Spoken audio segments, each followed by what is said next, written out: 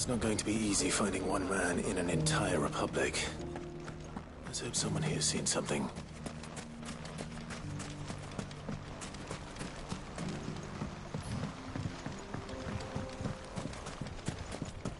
The bandit problem may be done and dusted.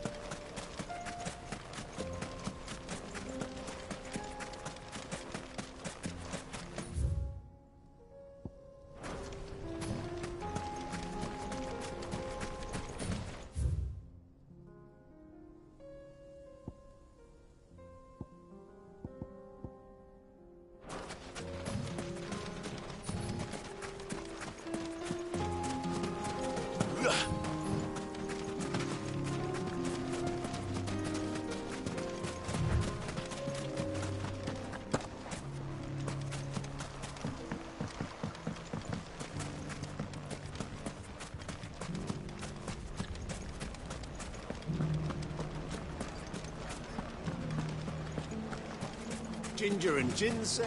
How about a few spicy sausages to put in the So, pot, you're eh? going to join the watch after all, then? The fellow who used to run this stall took to his heels right after the plane.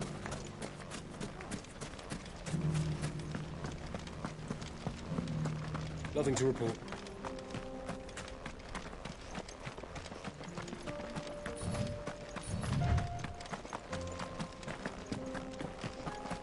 Someone's got himself in trouble.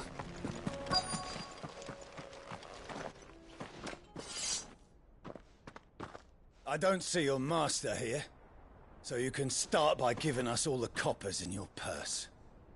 I already told you, I have nothing. Then maybe we'll take that pretty outfit and the steel you're wearing. Please! These men are trying to rob me! I'll deal with this.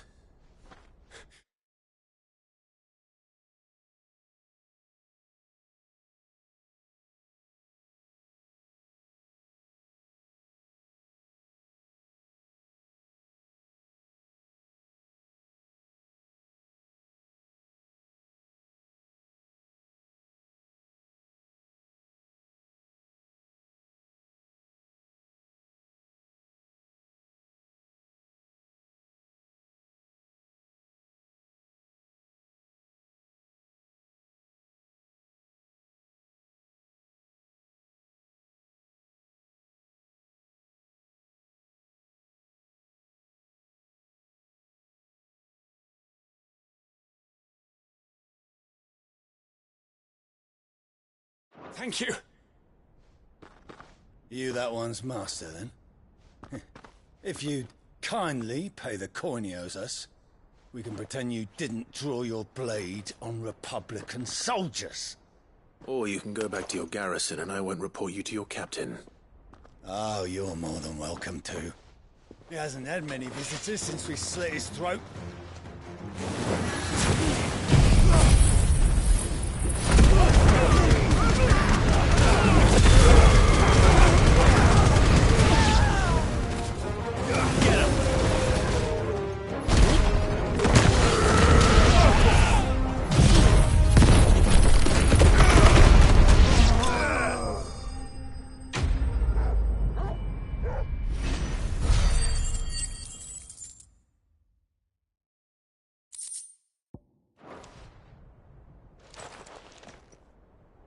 I'd expect as much from Hugo's faithful, but these were men of the fist.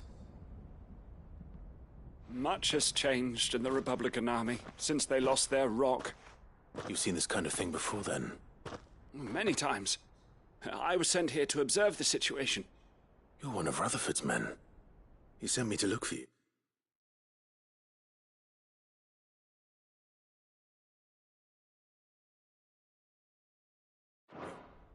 Well, then you have my thanks. I fancy I could defend myself against one, perhaps two, but a whole regiment. I arrived in Dunamil several days ago, but when I called upon the captain of the local garrison to make inquiries, his men confiscated my effects and locked me in a cell.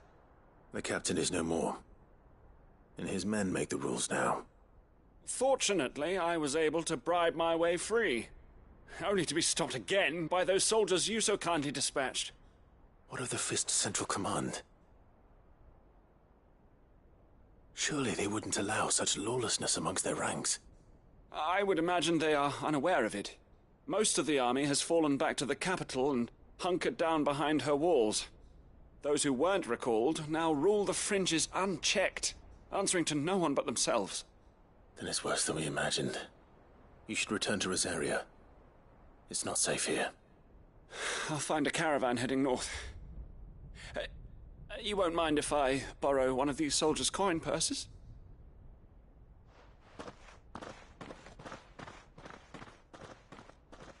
Not at all. Now, to find this second associate of Rutherford's.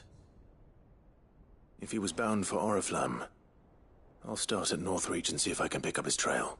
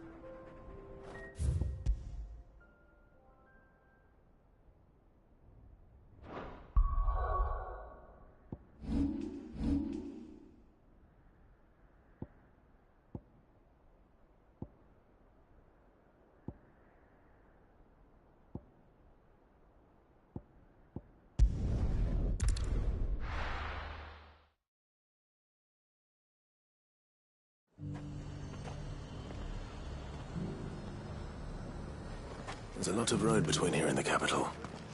Rutherford's man could be anywhere. Whites will think twice before attacking us again.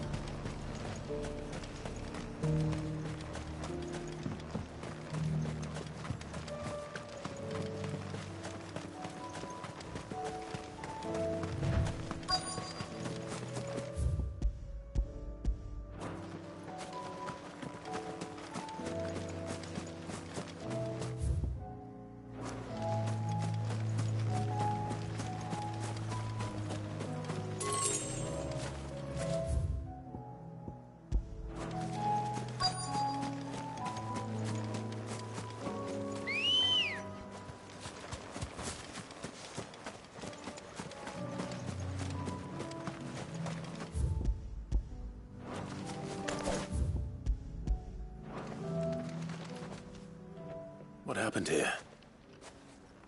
If you're with the others, they've already relieved me of my belongings. I'm not. I'm looking for someone who was sent here by a man named Rutherford. And then you found him. I am Alistair Rockford, attendant to the Lady Ariane of House Wellesley. Of the 7 high houses of Rosaria. It's been a long time since last I saw my great-aunt. Is she well? My Lord Marquis? Yes. Yes, she is. The Lady Dowager has granted me leave to assist your Uncle Stuart. I was on my way back from the old capital when I saw some villagers being robbed on the road here. Bandits? They looked more like field hands, but it didn't matter in the end. I did what I could to help the victims, but all it earned me was a pommel to the temple. Which way did they go? South, toward the gate. All right. I'll take care of them. Founder knows I've met enough of their kind. You head back to Northreach, visit the Vale, tell them I sent you. Thank you. I shall. Founder be your shield.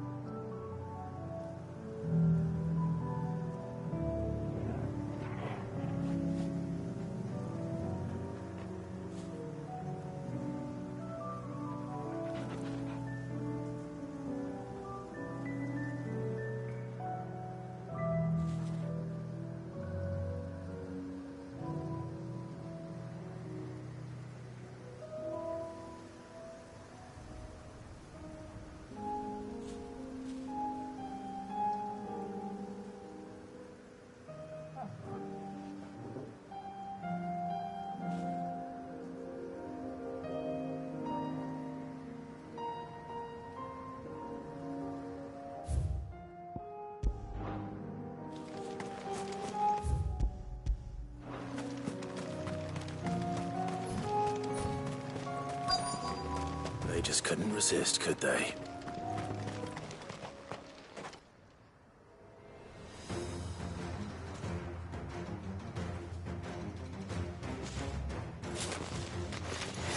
This one's ours, pretty boy.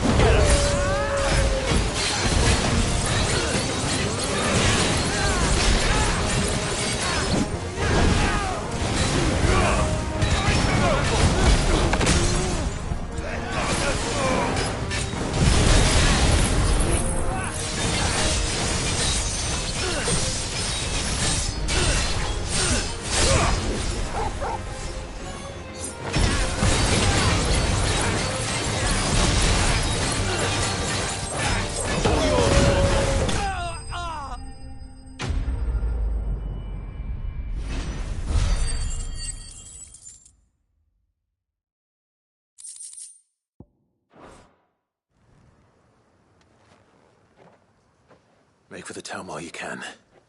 There may be more bandits nearby. You don't need to tell me twice. Many thanks, traveler. This looks to be all of them. I thought I told you to make for the Vale. And stand by as ill might befall the heir to the ducal throne. It's just Clive, and I'm fine. Which is more than can be said for you. I will survive. Strange that the garrison wouldn't intervene in such a brazen attack so close to their gates. The garrison have their hands full inside the city. Some days they don't even send out patrols. There are few hands left to work the fields, and even fewer to transport the grain. The market stalls are nearly bare, and the price for what remains is exorbitant. It's not uncommon to see a fight break out over a crust of bread. When I said the ones who attacked me didn't have the look of bandits, I meant it. They were probably just desperate. Rockford, listen to me. If you are to continue your investigation, you first need to seek the attention of a healer. Of course. I shall return to Northreach right away. But allow me to thank you first. Had you not happened along, Don't thank me. Thank Rutherford. It was he who sent me. I suppose he'll be wondering where I've got to. I shall send a Bistolus as soon as I'm able. Good day.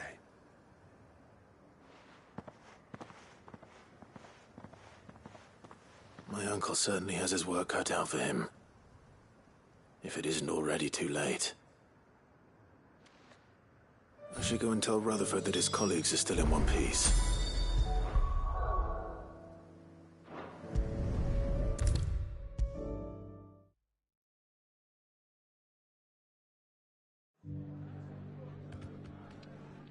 I see you're still here.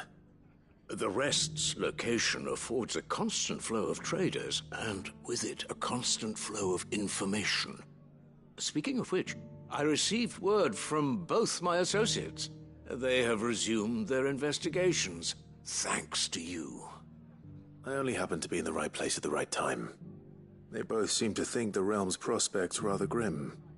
I am afraid that grim would be putting it lightly. Storm is in crisis, and if we are to free her, we must work quickly. And we must work together. Such is your Lord Uncle's wish. As it is mine.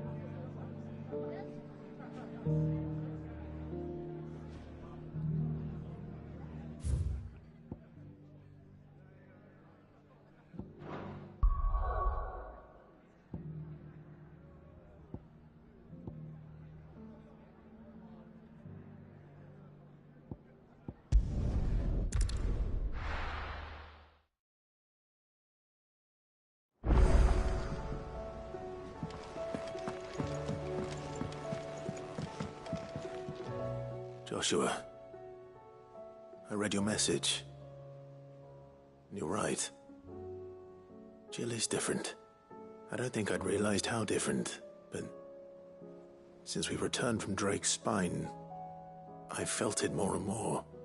I suppose it's not hard to imagine why. She doesn't think she belongs anymore. And that's why we need to remind her she is still one of us. To let her know that we still need her. Now more than ever. That you still need her. But how to do that? When last we were truly close, we were but children. Of course. Do you remember the time we accompanied Father on his annual tour of the Duchy? And Jill and I broke from the procession to ride up Man's Hill. To see the snow daisies, I remember. It was the first time Father had allowed us to join him. And when he realized you were missing, he had the entire retinue down to the pot boys combing the countryside. In the rain. A thunderstorm forced us to take refuge in a grove of oaks before we'd even made it halfway there. It was the Lord Commander who finally found us, and needless to say, he was none too pleased. Then it seems you and Jill have unfinished business. What do you say? Man's Hill. It's not that far. Oh, true. Though I suspect it is also much changed. Little in southern Rosaria remains as it was when we were children. You're saying I should go and scout the area for bandits? I'm saying we should first go and see if there are actually still any snow daisies left. What would you do without me, Clive?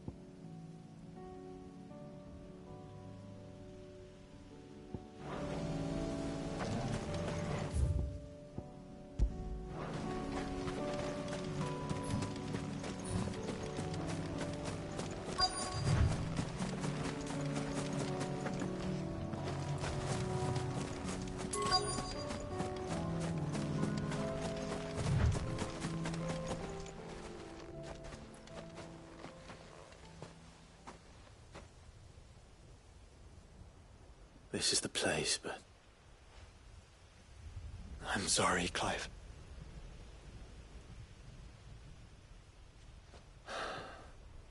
Has nowhere been spared. What do we do now? We keep looking. Man's Hill cannot be the only place where snow daisies grow. Perhaps, but... it's the only place I know of. Knew of. Then why not ask someone who might know of another? Someone in the backyard? To the hideaway, then.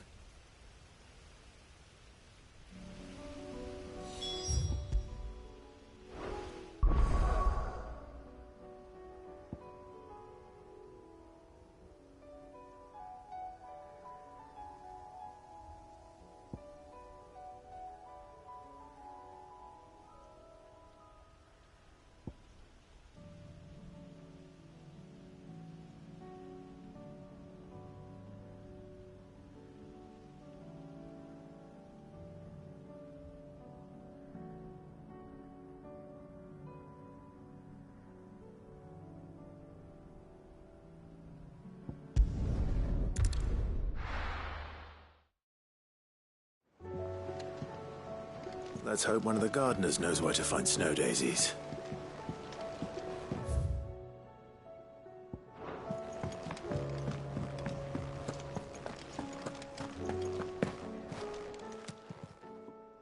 I got your note. You think something's wrong with Torgal? So you can read. Congratulations. But I didn't say I were wrong with him. I said something weren't right. He's not been eating me treats. He used to love cracking the bones from Molly's boiled brown, but now he won't so much as look at them. Didn't like him. Which is why I'm of a mind that his mind's on something else. You've not been working him too hard, have you? No harder than usual. Is that it, boy? Do you need a rest? What was it you said he was? A frost wolf? That's what the lawsman seems to think. Then maybe this all has something to do with whatever it is that's woken inside him. I suppose things have been different since Rosalith. Perhaps Hippocrates knows something. Instead of everything, you mean? Perhaps.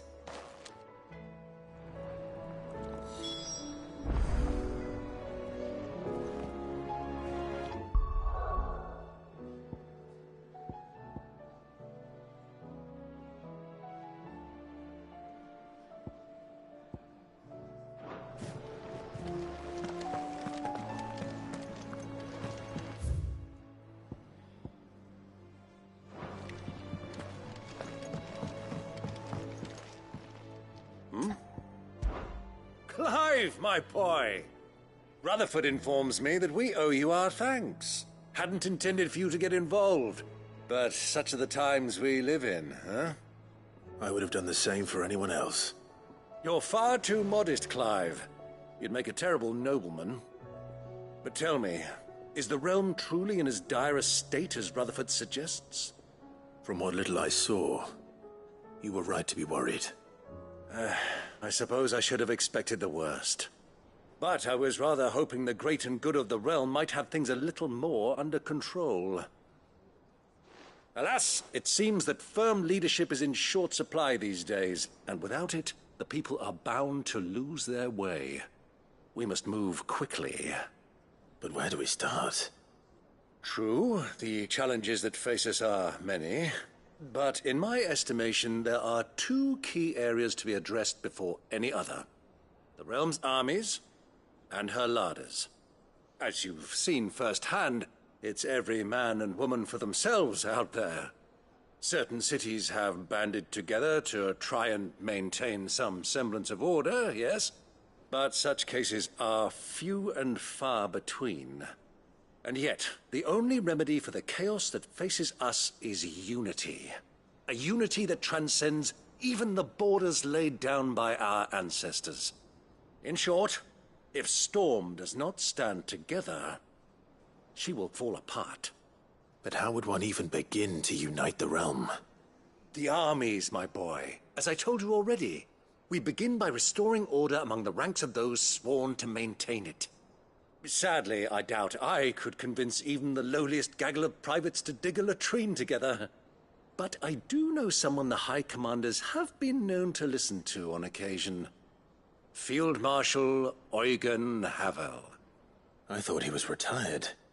He was, until an Akashic army tore through Randalar and killed most of the rank and file. There is no man alive more capable. Literally. And as luck would have it, I've already spoken with him on the matter. Of course you have. And he's agreed to help. On one condition. That he first speaks with you personally. Havel has always been a man of frustratingly rigid principle, and he has certain qualms about clasping arms with, well, with an outlaw. I extolled your many virtues as best I could, of course, but the old goat was adamant that he be allowed to appraise you in person. You don't mind, do you, my boy? Of course not. As long as chaos reigns, we will never build a better world. I'll do whatever it takes. And if the Field Marshal wishes to speak with me in person, then so be it. That's the spirit. I'll leave for Randalar at once. Would you send a Stolas? Of course. Rutherford is already in the Dalmekian capital. I'll have him tell Havel to expect you forthwith. Excellent. Thank you, Uncle. No, thank you, Clive.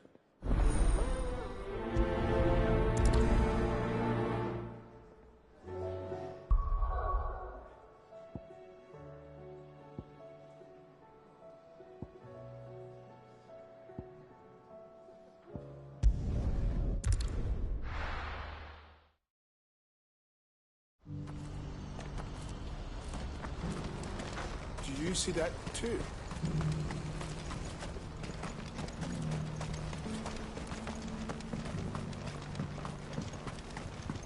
Do you have any fresh water? I hear the brothers found a victim. Can you believe it? I believe it, all right. What's that? The third this month.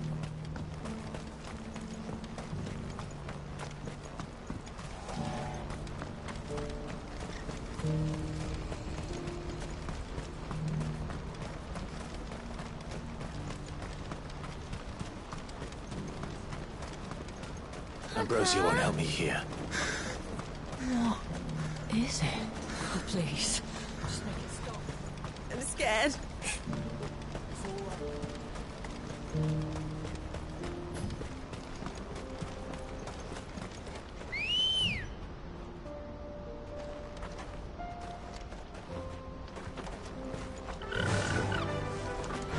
Fly, Ambrosia.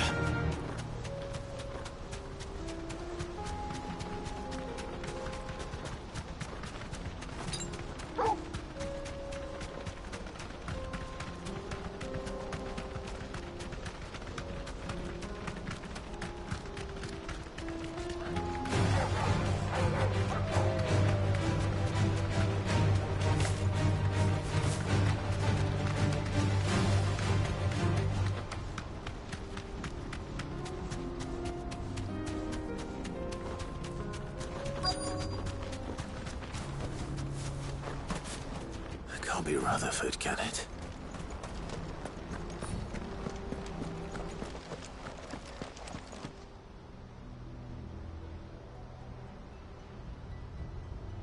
Turncoats and cowards, the lot of you! If it's a fight you want, it's a fight you shall have! Allow me. I don't need your... Please, Field Marshal, oblige him. This won't take long.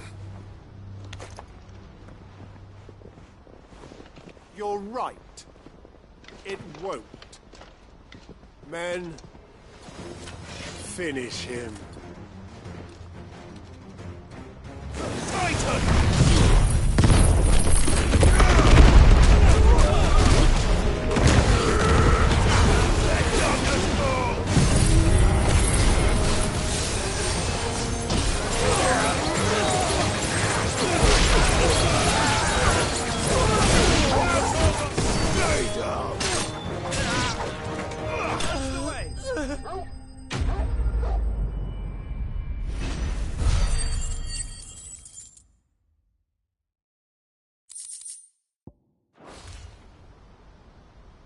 A little longer than I'd have liked.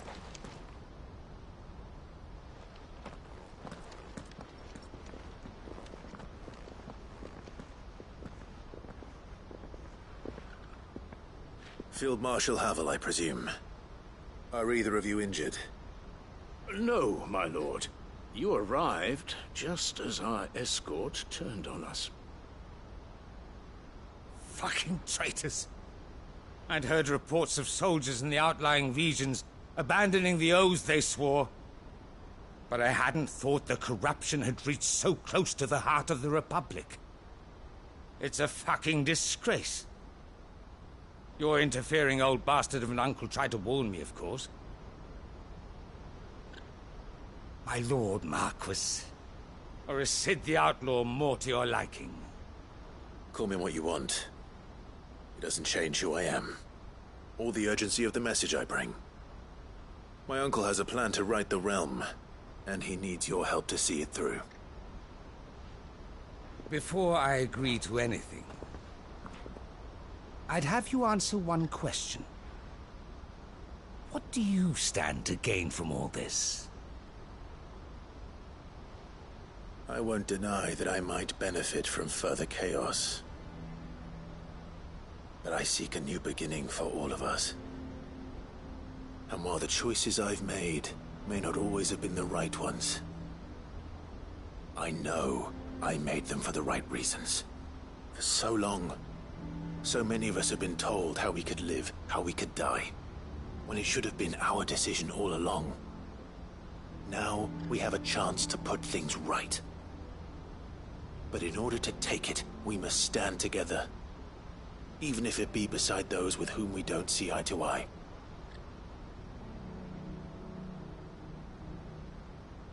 Certainly not the words I expected from an outlaw.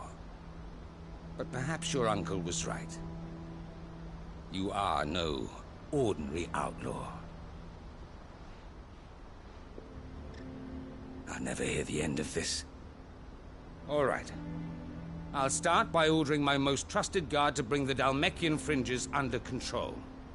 Next, I'll make contact with my counterparts in the Imperial Army and see if I can't convince them to try and restore order in their own territory.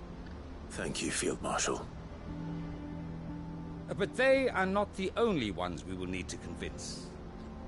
What do you mean? I don't doubt that I can bully some sense into a few generals. But those they answer to require a different kind of persuasion. And when it comes to honeyed words, well, we will need an envoy. One who can court even the most stubborn of statesmen. You, perhaps? I'm flattered. But I'm no diplomat either. And I have other problems to attend to. What we need is a skilled arbitrator. And I may know just the person. Is that so?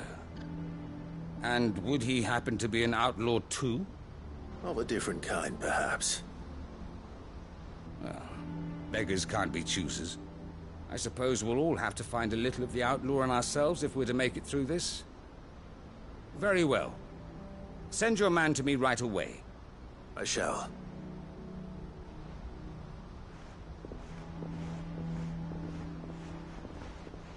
My Lord Marquis, your Lord Uncle bade me escort the Field Marshal to his manor in Port Isolde. And I will see that my associate joins you there. Very good, my lord.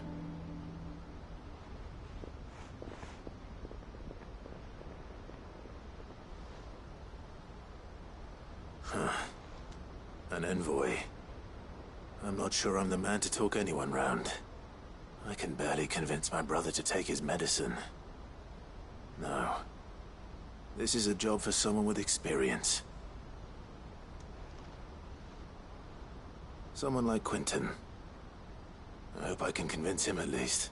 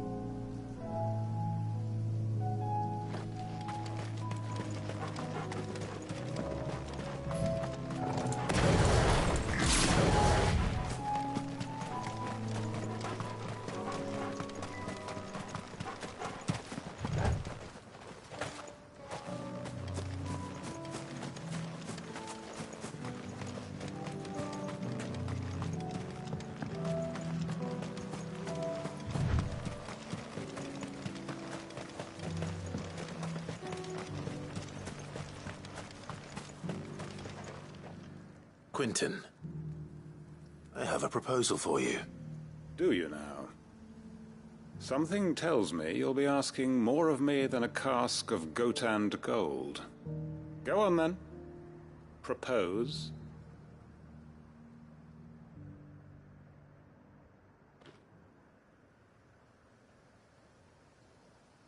You'd have me convince the chiefs and chamberlains of the realm that they should simply swallow their pride and do the one thing that has proved impossible for thousands of years.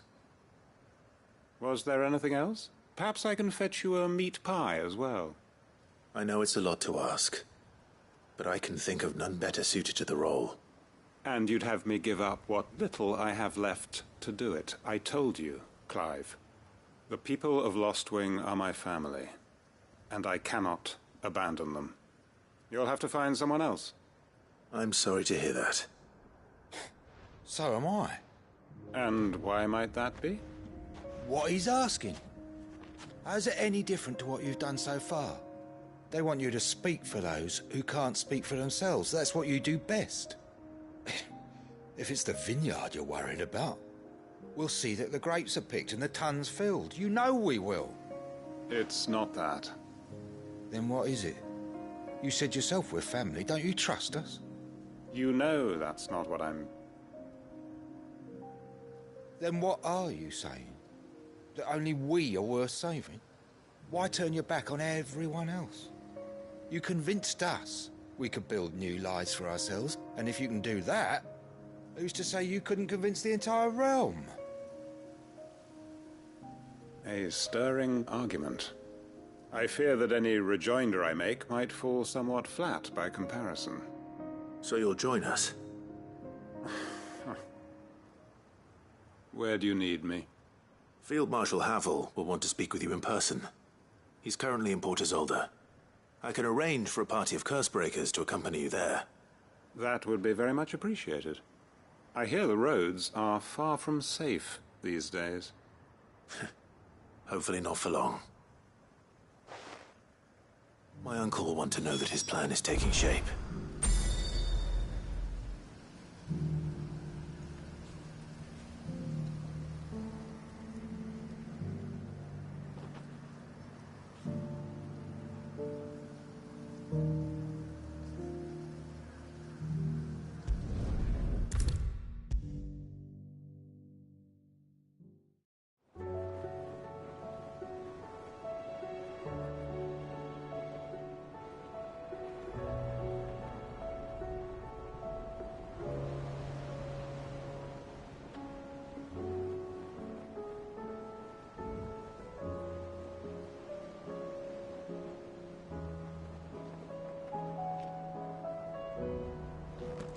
Uncle, I bring good news.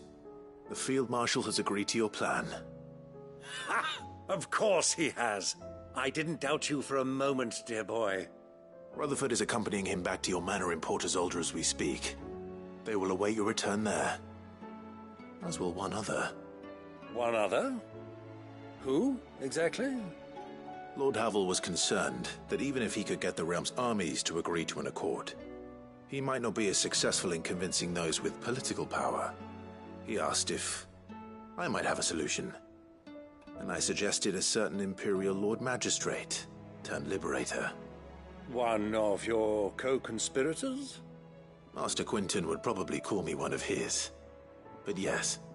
Another outlaw, then. Just the thing we need to put these rotten politicos in their places. Good thinking, Clive. I'm glad you approve. The more the merrier, eh? Uncle, assuming Havel and Quinton can solve our problem with the armies, you still haven't mentioned how we might manage the grain shortages. Oh, don't you worry, my boy.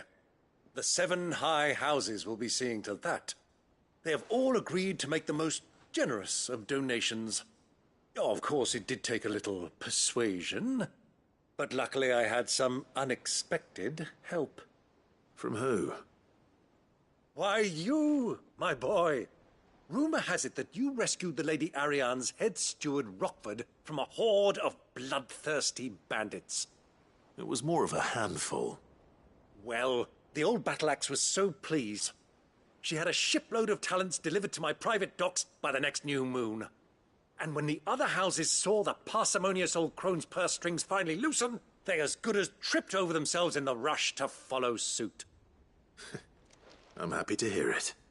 Now, I must be getting back to the manor. Join us there at your earliest convenience, would you? Of course, Uncle.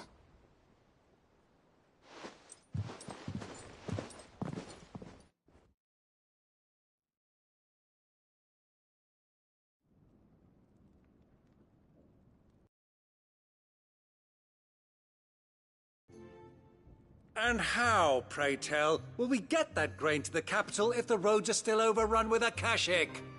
You'll find another bloody road. I only have so many men, and I'm not about to send them headlong into an ether flood. That is, unless you'd have them turn as well. Well, I'd certainly eat less. Says the man with a belly bigger than a band of curls. My soldiers actually need their rations. Without any food to keep them going, they'll be dead even before you've sent them on your fool's errand. If I may, gentlemen, perhaps I might suggest an alternative approach. Though supply routes are indeed disrupted, there is no shortage of ships. Indeed, they bob away in every bay from here to Randalar, awaiting a safe haven. Allow them to make port and fill their bellies full of grain. And once those who crowd the cities are fed, ferry the displaced back to the countryside to work the fallow fields. But I'm sure that you wish to continue your discussion. Forgive the interruption. Two such firm friends as yourselves need no help from the likes of me. Rutherford spoke fondly of the great bond between you. Us? Friends? I can't stand the man! Clive, I'm beginning to question the quality of the company you keep. And what kind of company were you expecting him to keep? The man's a criminal! Criminal? How dare you? You are not fit to breathe the same air as this fine, upstanding young gentleman. Upstanding? He calls himself Sid the Bloody Outlaw! Once more unto the breach.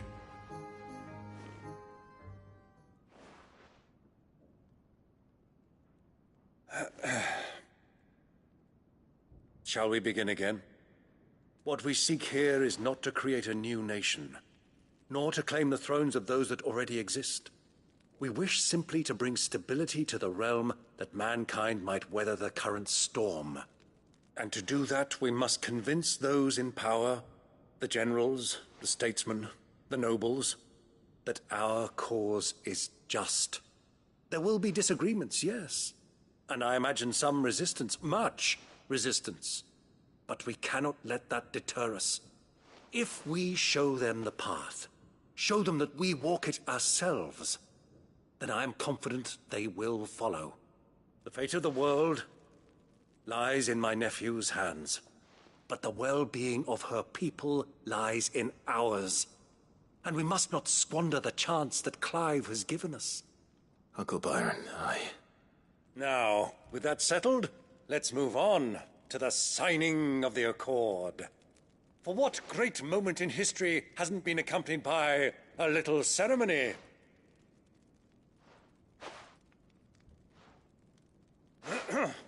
Citizens of Valisthea, I present to you the Tri-Unity. Rutherford, Mike Will.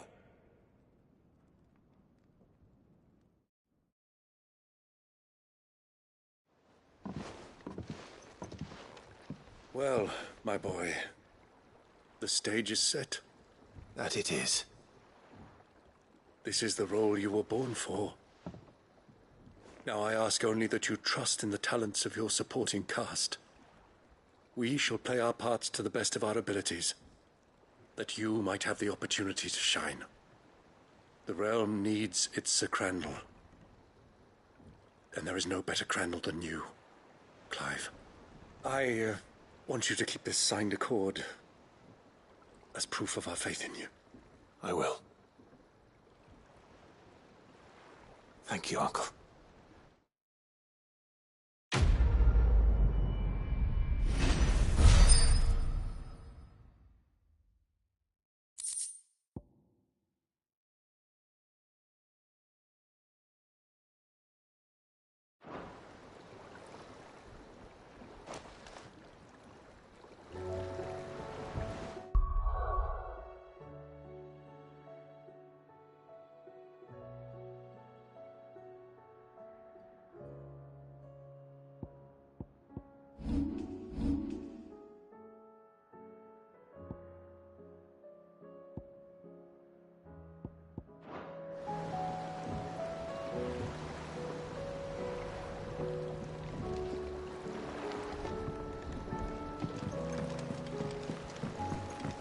What do you think that thing is?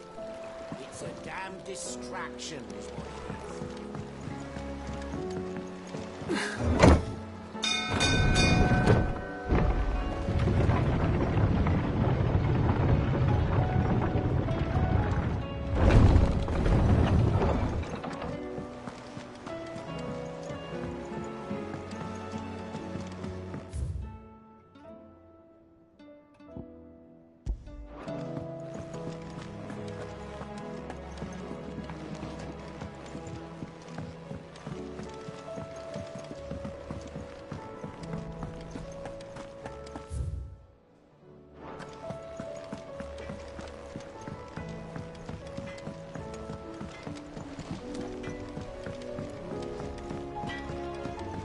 First the sky.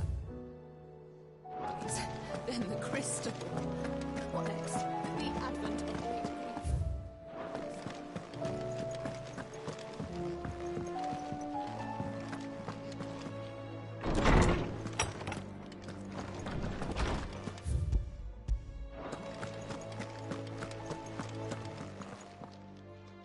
Lawsman, I need to ask you about Torgal.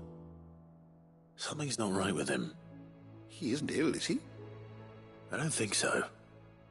But according to Lady Karen, he seems to have lost his appetite, which is certainly a new development. She says he's hardly been touching his bones of late, and she believes it may have something to do with what happened at Rosalith Castle. I rather think she might be right, though not about his appetite. All canids are instinctively inclined to crack open bones for the rich marrow that resides within, and I see no reason why a frostwolf should be any different. Accordingly, I suspect it is not a lack of appetite that afflicts Torgal, but a surfeit of it. If we assume that his newfound magics require additional nourishment to sustain, it may well be that the bones Lady Karen is accustomed to providing are no longer sufficient. Frostwolves, after all, habitually prey upon far larger animals, whose bones may yield altogether different nutrients. As to where one might find a suitable substitute, some antelopes that graze the meadows of eastern Rosaria have been known to grow to a size more than double that of their lesser cousins. I don't recall ever seeing any that large. And little wonder. The oldest and largest such creatures rarely leave the safety of the highlands for fear of predators. The last elder antelope sighting I recall hearing about took place near Cressida, and that was long before the village was abandoned. Even so, it seems like a good place to start. Good hunting, Clive.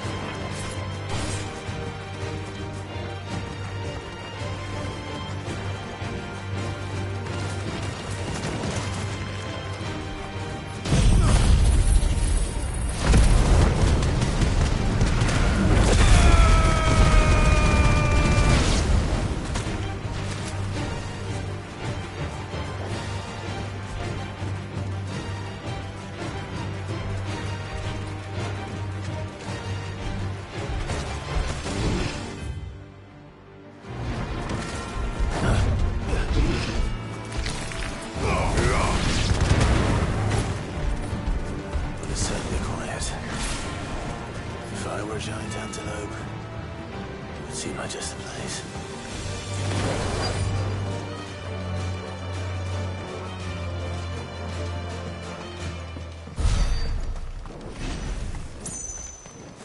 I doubt we'll find one bigger than that. You hungry, Torgal?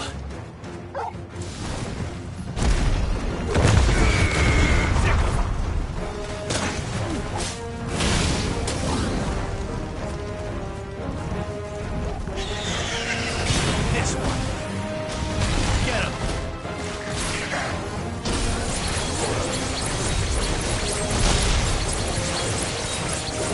Now, Torgal!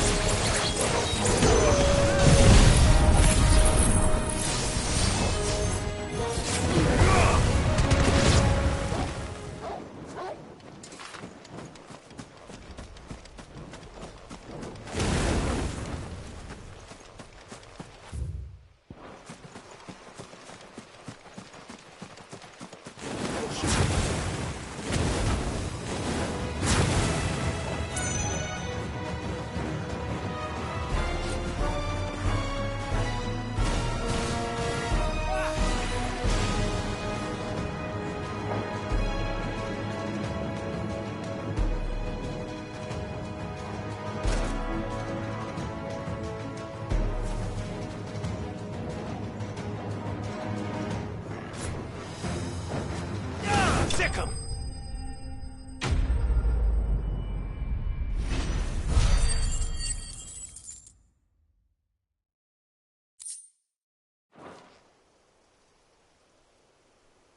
Now.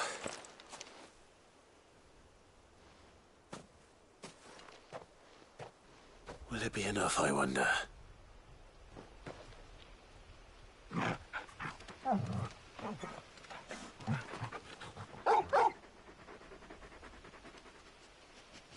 I say that answers my question, which means we owe the lawsmen our thanks. You're just a big puppy, aren't you? A very big puppy.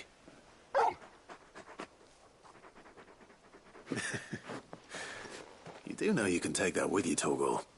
Lady Karen will be relieved to hear you've got your appetite back. Come on, boy.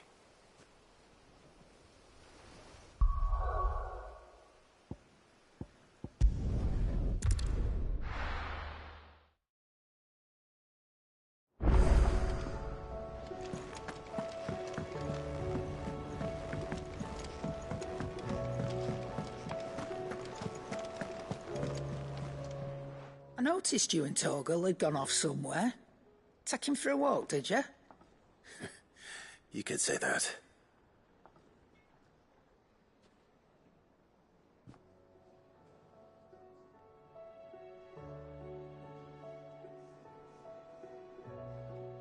So, Molly's leftovers weren't good enough, eh? That'll teach me for treating you like you're still a pup. All right, no need to shout. Now we know what you're after, I can see about getting some in. Speaking of which, I brought one for later. Can I leave it with you?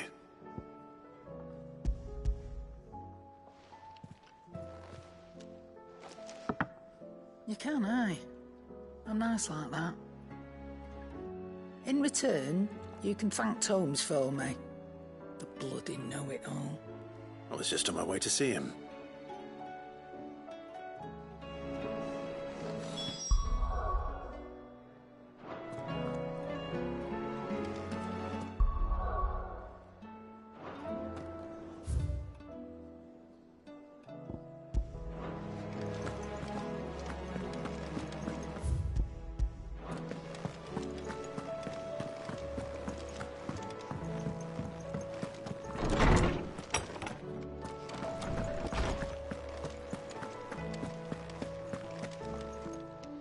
Ah, Clive.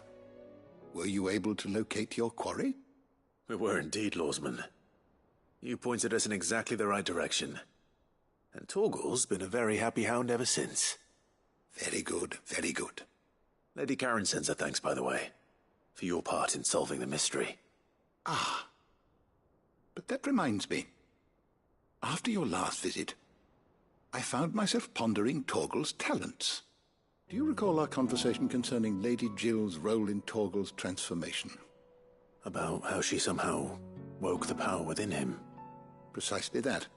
A reasonable conclusion, I thought, but one which raised certain questions in my mind. You see, the Fenrir of legend served Shiva and Shiva alone, and while the powers attributed to him are certainly impressive, the records imply they are somewhat different in nature to those you described Torgal as having used. What are you suggesting? That Torgal may be the beneficiary of more than one icon's power. Consider that in addition to Lady Jill, he has served as a loyal companion to you, your brother, and even the late Cid. In short, the icons hitherto near at hand, or should I say at paw, have been diverse and plenty, and that number has only grown as the realm's dominance have fallen to your sword. One can but speculate as to how all of this has affected Torgal. He has seemed more fierce of late.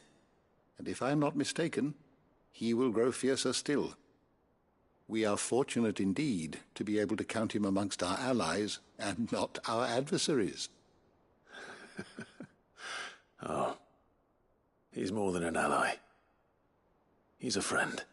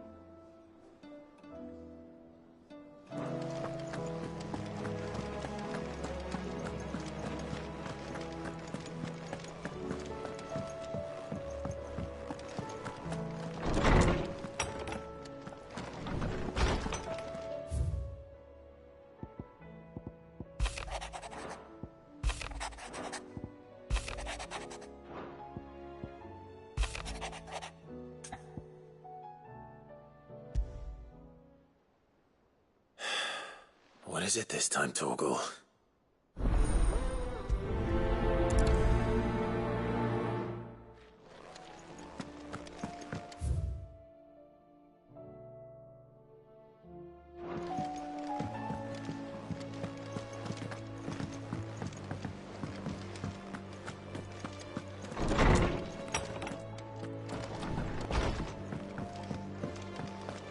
First the skies, then the crystal. What next? The advent of... Say what you will. Lady Karen has seen us.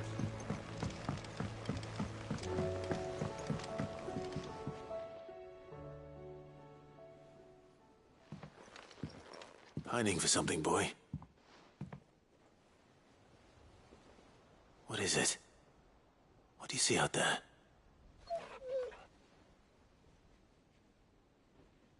I never did ask where you got that anklet of yours. From Cid, that's why. On the day he brought him home. That long ago? And you're only thinking to ask this now?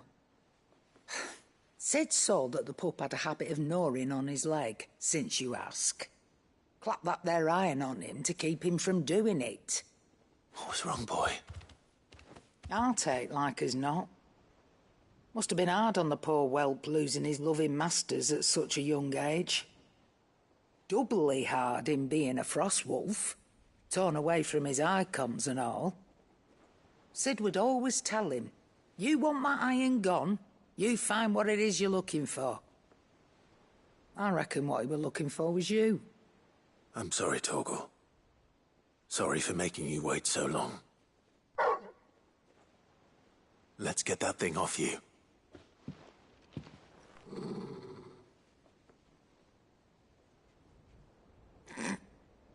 Doesn't sound like he wants it off. Indeed. You miss Sid as much as the rest of us, don't you?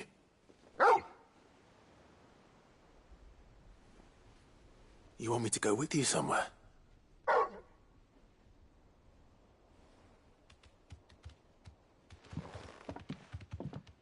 Quick, aren't you? Glad you've been paying attention.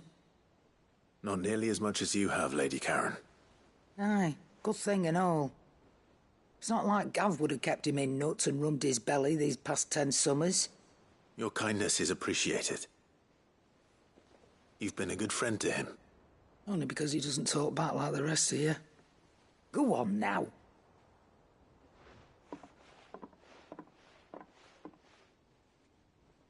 Where to then, Torgal?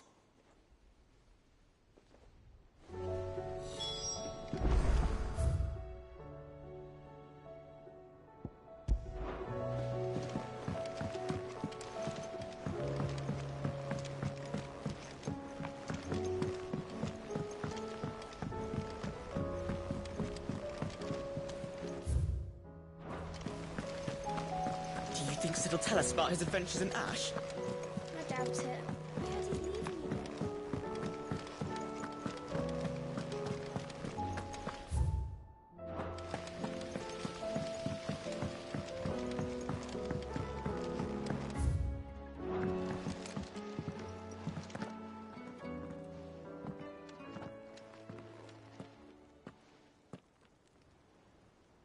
Where are you?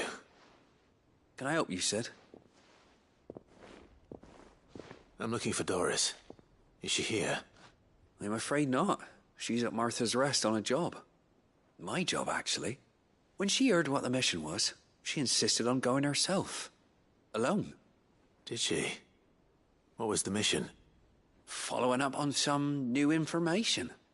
Once they'd settled in, the bearers you helped liberate in the Dragon's Eyrie were keen to talk about their imprisonment.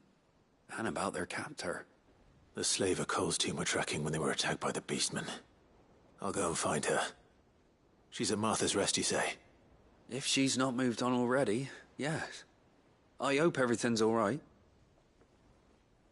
Why would Doris insist on going alone? Maybe Cole was right to be worried.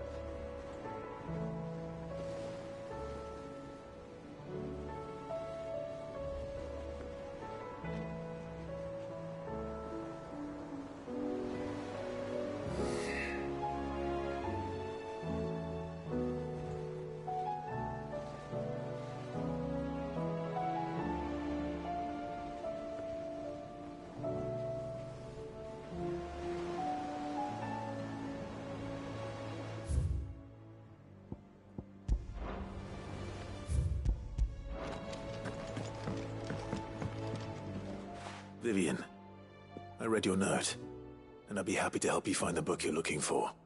Thank you, Clive. But tracking it down will not be easy. Are you sure? Please. You have always granted me your wisdom and insight whenever I asked. It's only right that I return the favor. Or at least attempt to. You are too kind. Alas, what I ask of you is rather more trying than delivering the odd lecture. I spoke with Harpocrates to see if he had any inkling as to where another copy might be found, but But perhaps it is best that you hear the details from him. If you say so. Forgive me, Clive, for asking this of you. But this book, it set me on the path to becoming who I am today. Its importance cannot be overstated.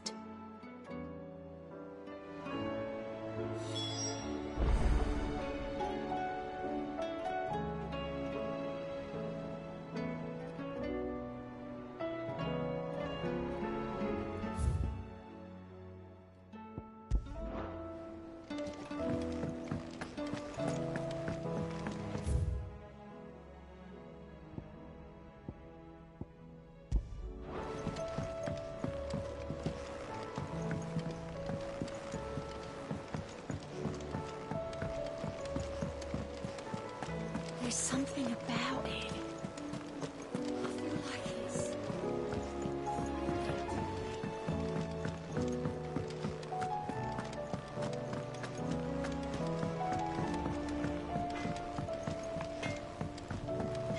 Say what you will.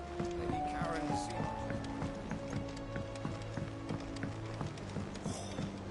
This should tide us over until the new moon.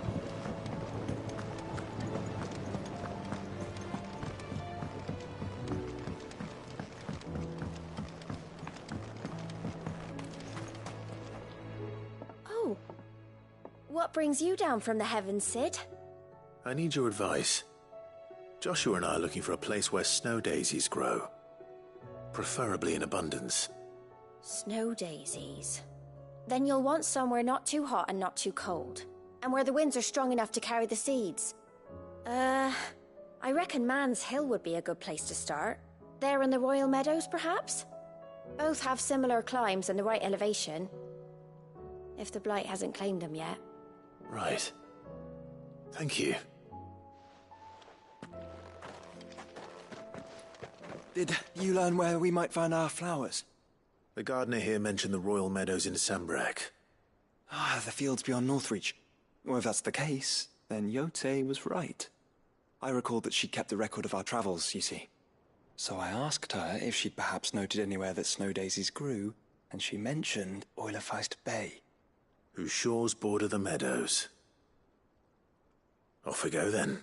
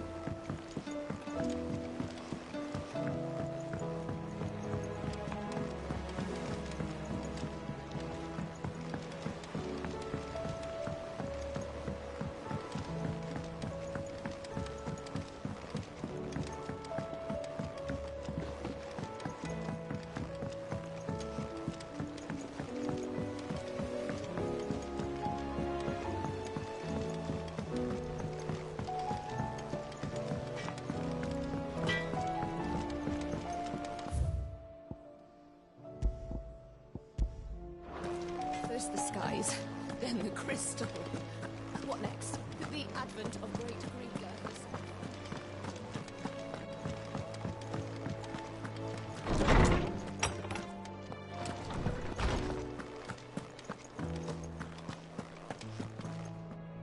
Ah, Clive, my boy.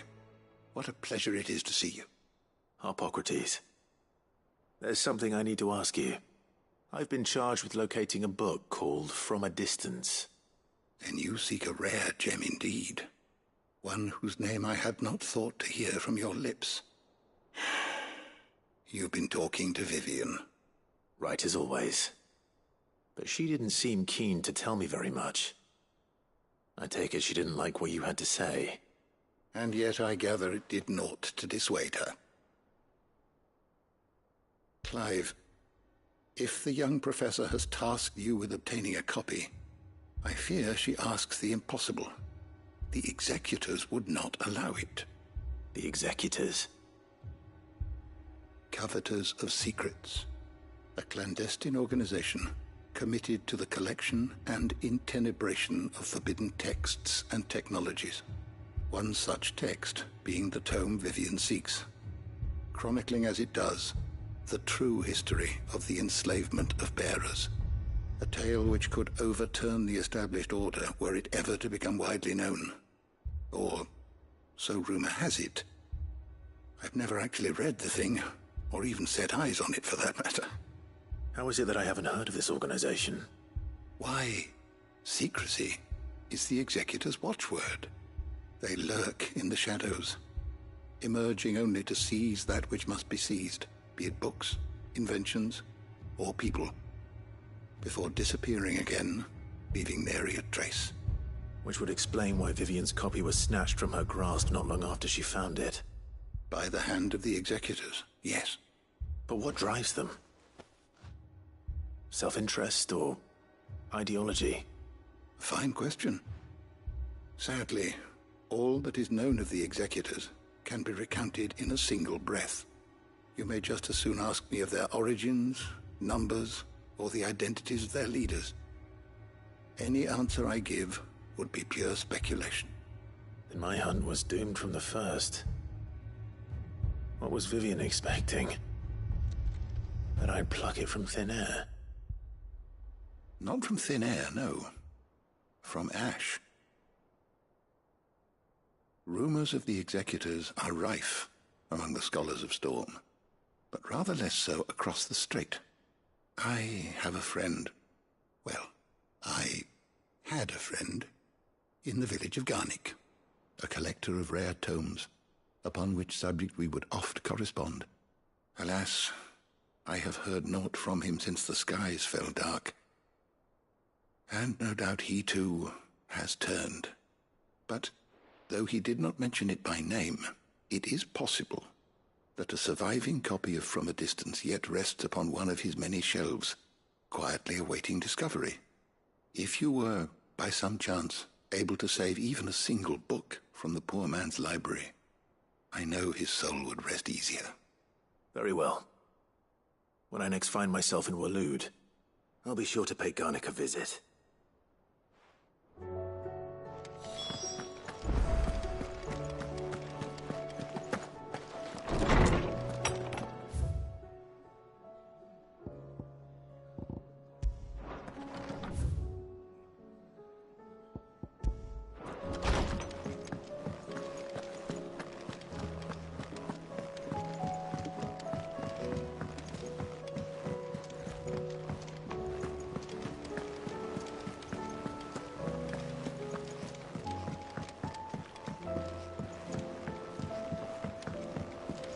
Twinside's hundreds of leagues away.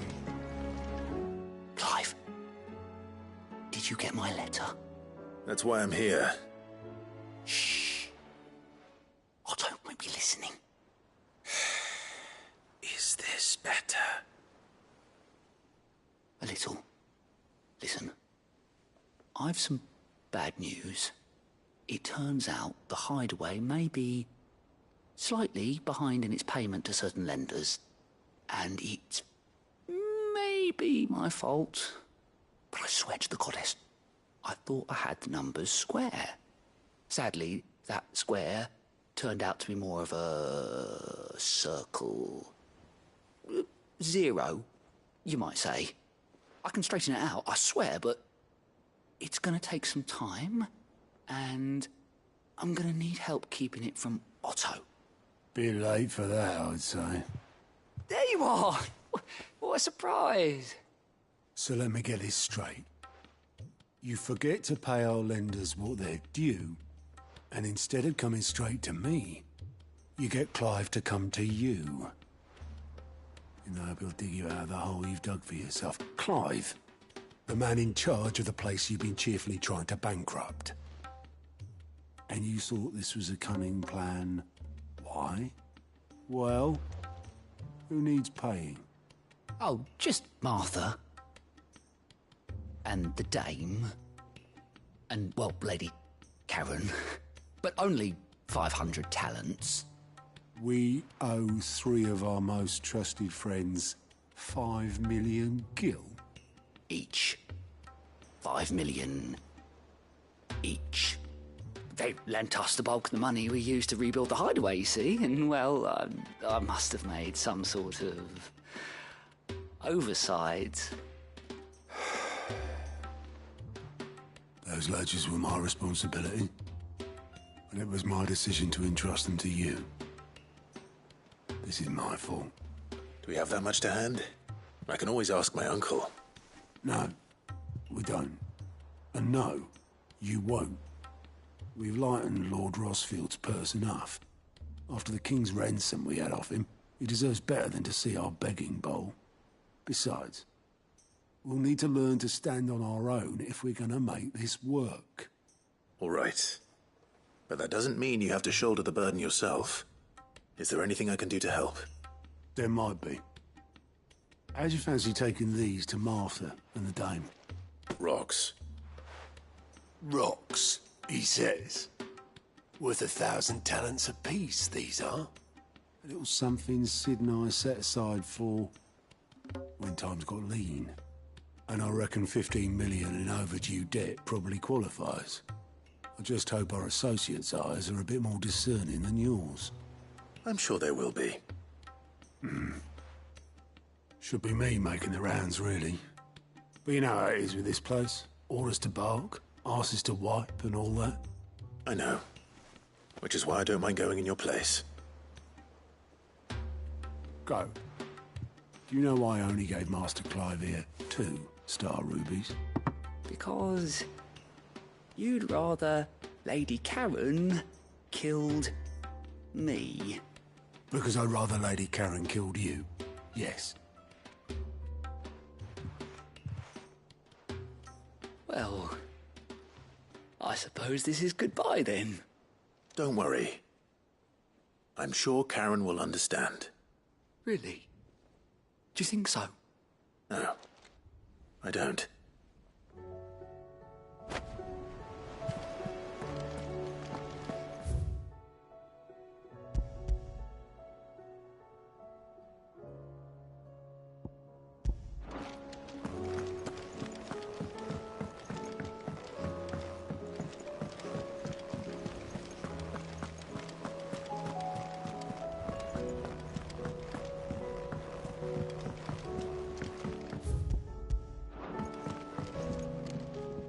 All right, Torgal. Where are you taking me? I'm going to need a little bit more than that, boy. Do you have a better hint for me? Unless you've already given me one. Back on the rear deck, you were looking west, toward Rosaria.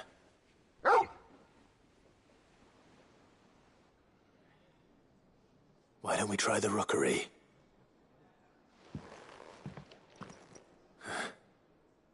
I haven't been to the island in almost 20 years. To Port Isolde, then. Fingers crossed the old mooring is still there.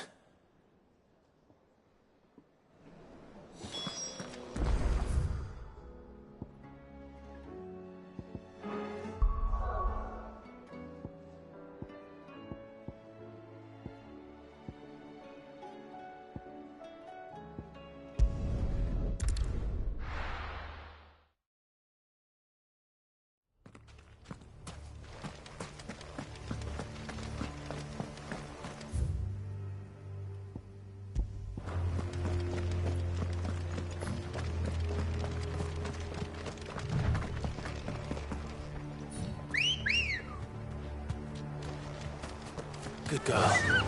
Fly, Ambrosia.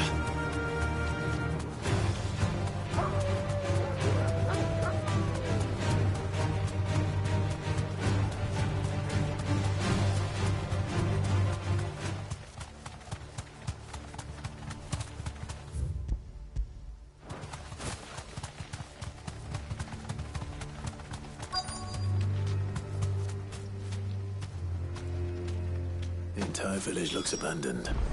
Now, which house would I book? I'm living.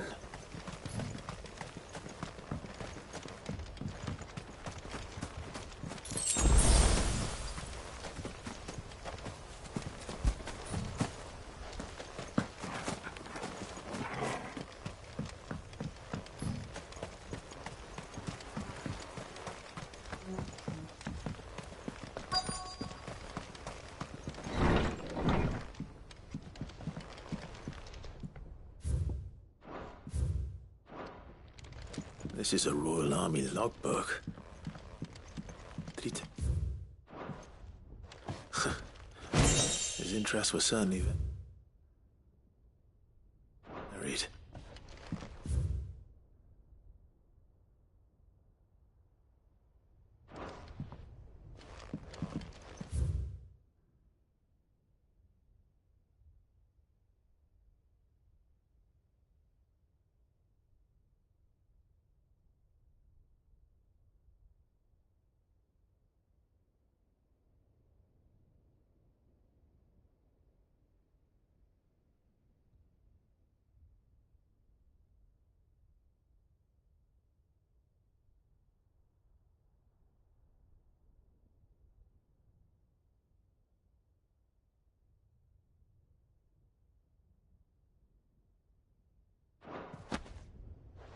This is it. But if what it says is true, I need to get this back to the hideaway.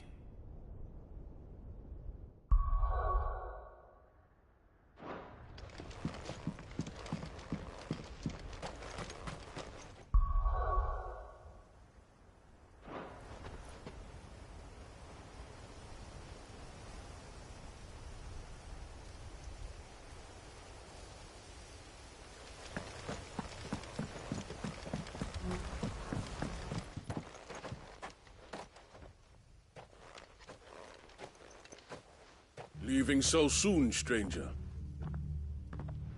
We've been watching you. From a distance, so to speak. Subtle. I know who you are. Then we need not waste time on introductions. Hand me the book. Leave it in our care and return to your life. Your care? Do you mean to burn it, or bury it? That is not my decision to make. But by one means or another, its contents shall be removed from the common record. Then I'll have to politely refuse. I won't let you erase our history. Then we find ourselves at an impasse. Very well. The book can just as easily be pried from your dead hand.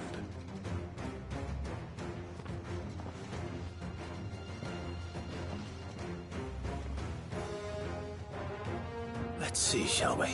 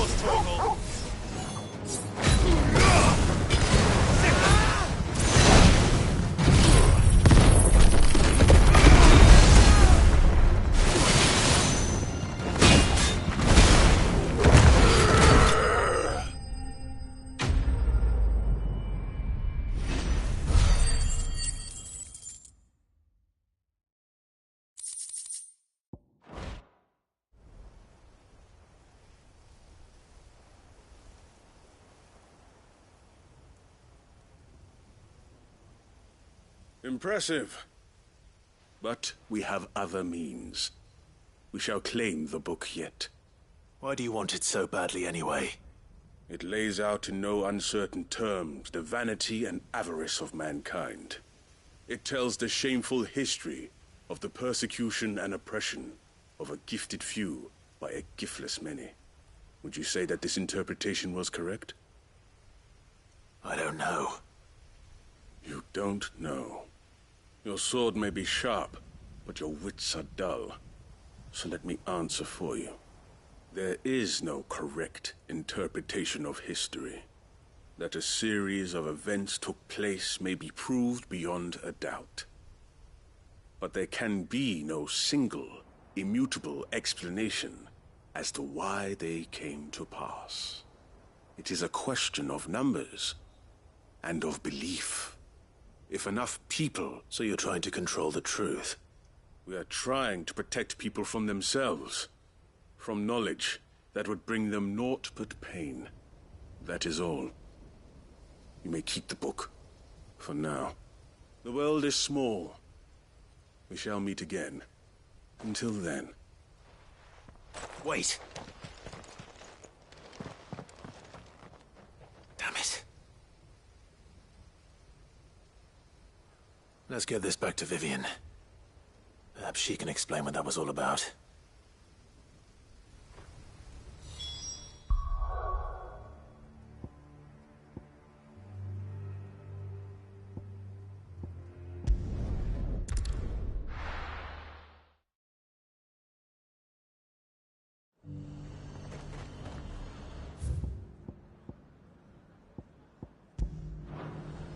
The garrison said they'd take another 100. And now my... Those whites will think twice before attacking us again.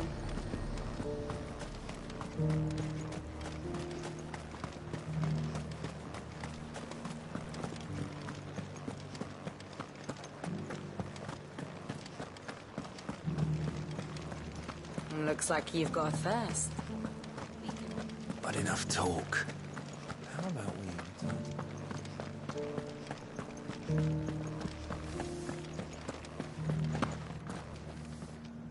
Milady, I come bearing gifts. Gifts? Whatever is the occasion.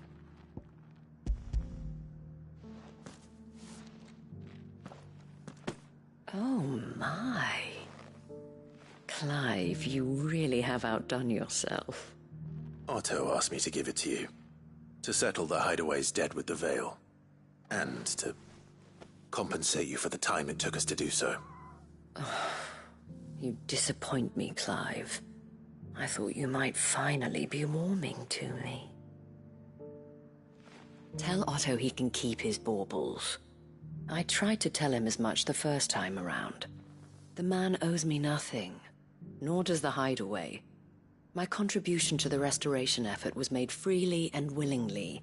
It was the least I could do. You once told me Sid did you a kindness.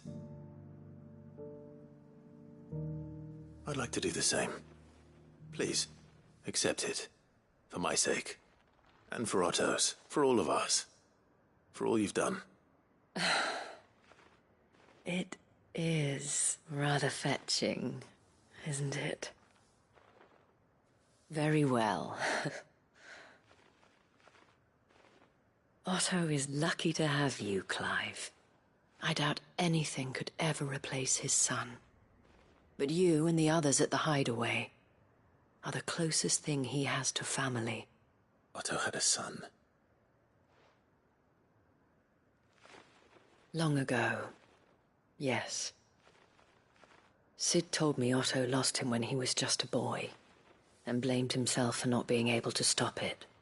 I don't know how it happened, whether there was anything he could have done, but it was clear that it weighed heavily on him. I didn't know. How could you have? I doubt anyone did. Besides Sid, I've never met a man more keen to bear his sorrows in stoic silence. An ill habit, given that both have always been surrounded by friends desperate to help them. I'm beginning to see that.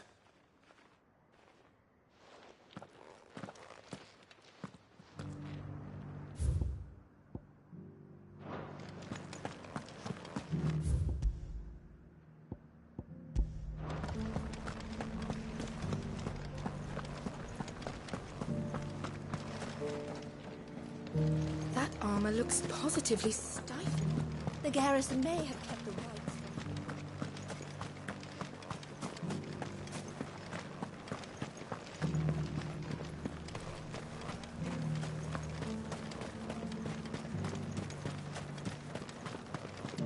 The Duke has pledged to work with the people of Northreach to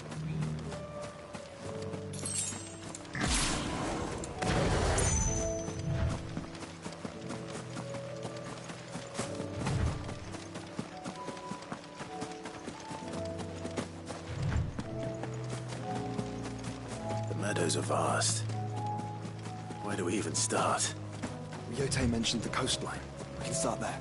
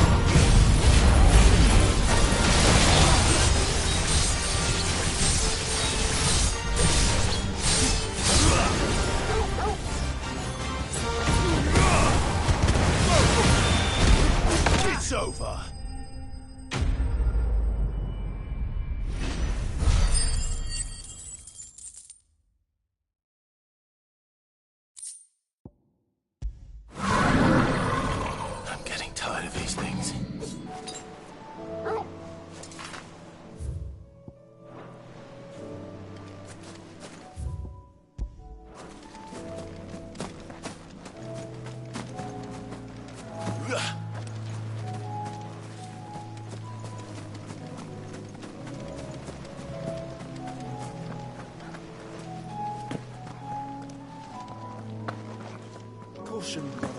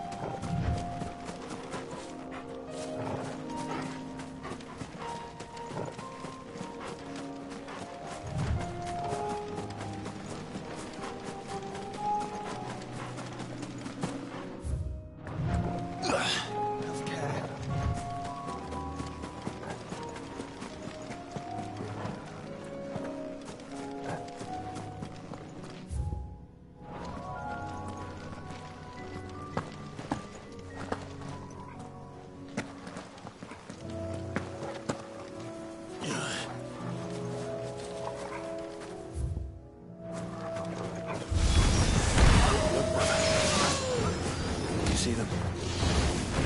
I do. The flowers and our friends.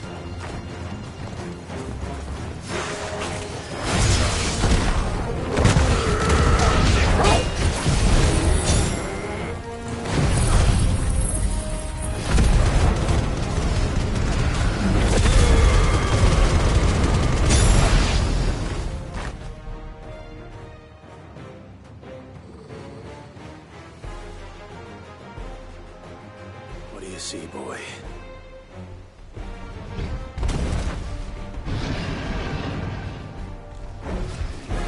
Let's hope this is the last one. There's only one way to find out. Get him!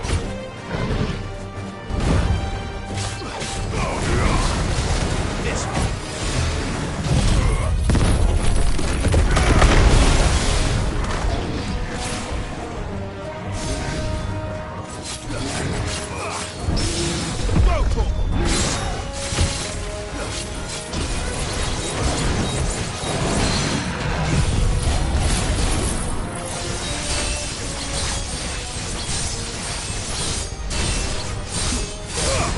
Kill!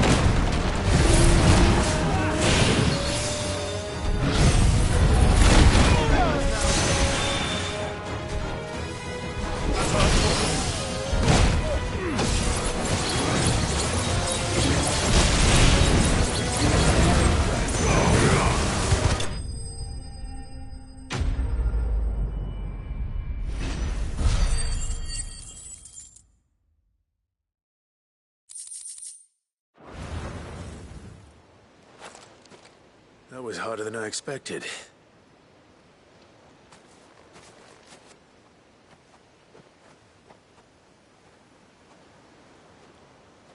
But found her. It was worth it. They're beautiful. Do you think Jill will like them? She'll love them. Come on. Let's go.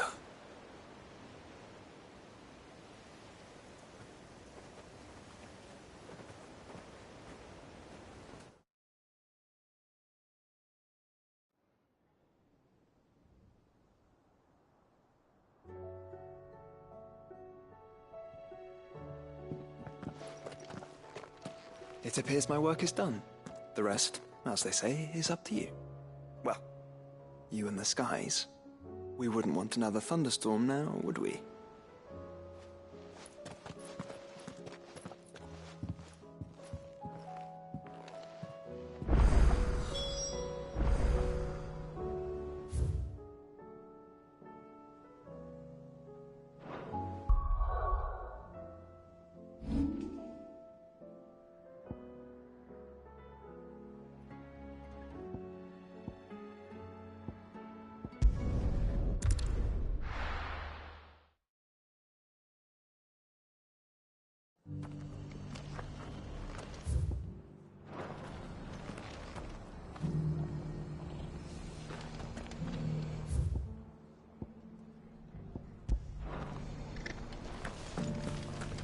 Or it should be somewhere nearby. Assuming she's still here.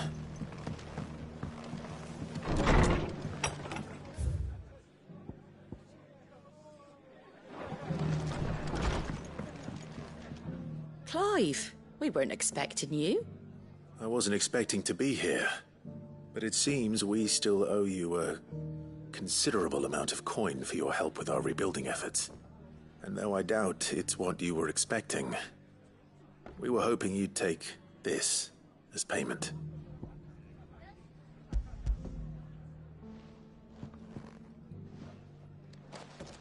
A star ruby? I can't accept this. It's worth at least twice what you owe me. More if you can find yourself the right buyer. Think of the difference as interest. Interest? If word got out I charged that much, no one would ever borrow from me again. Anyway, why are you the one here asking me about this? I'd have expected Otto. Bit much sending the Lord Marquis out to settle your debts, isn't it? The old goat working himself to death again. Something like that.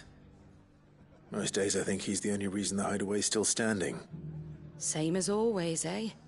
Back when the place was nothing but a twinkle in the eye of a recently retired Lord Commander, word is he was the first one Sid reached out to. Probably knew that without his strong arm and level head, the idea would never get off the ground. Sid may have been the face of the hideaway, but Otto's always been the backbone. And when Sid passed away, we were all worried that would be the end of it. That Otto would just give up. His death was hard on everyone. But it must have hit Otto hardest of all. But he didn't give up, did he? Quite the opposite, in fact. If I recall, he was the one who nominated you as Sid's replacement, and rallied the rest around you. I reckon what he saw in Sid, he saw in you too. And don't we all? Doesn't hurt that you're half as stubborn and twice as handsome, neither. That, and you keep good company. I suppose I do.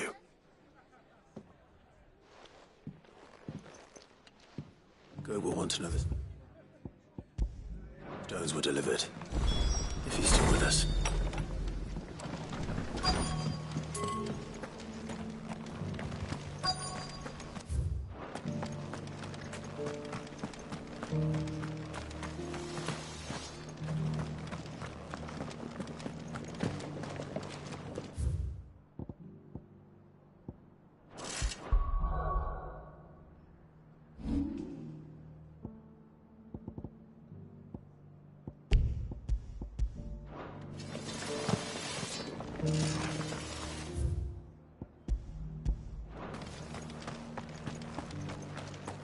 I've got greens Looking of all for shelter, shapes and sizes. Come on inside, I'll introduce you to Martha.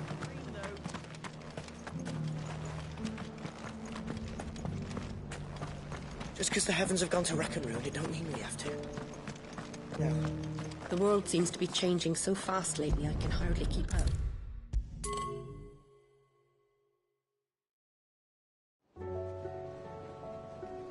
Goat.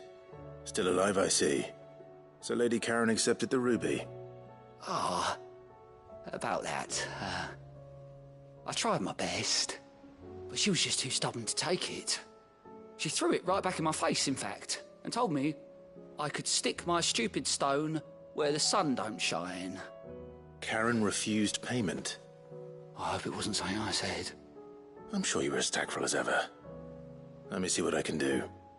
Oh, wonderful. I hope you have better luck than I did.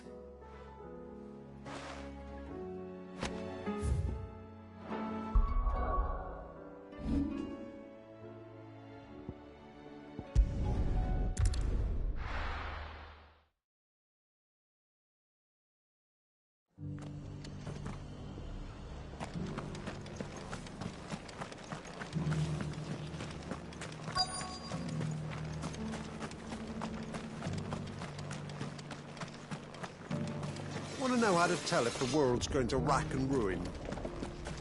Look for busy blade.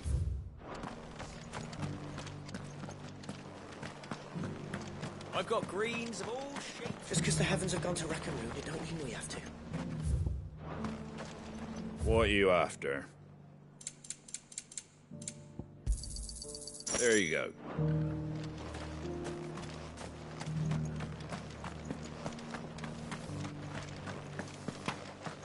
It doesn't still hurt, does it?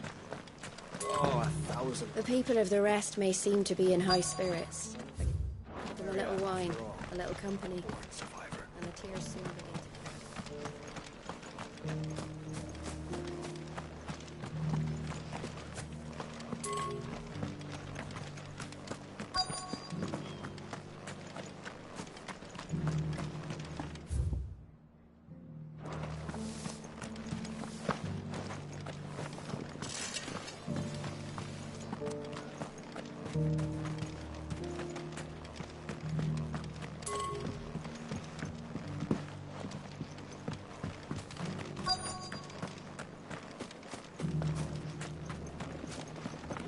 Want to know how to tell if the world's going to rack and ruin? Look for busy bladesmiths.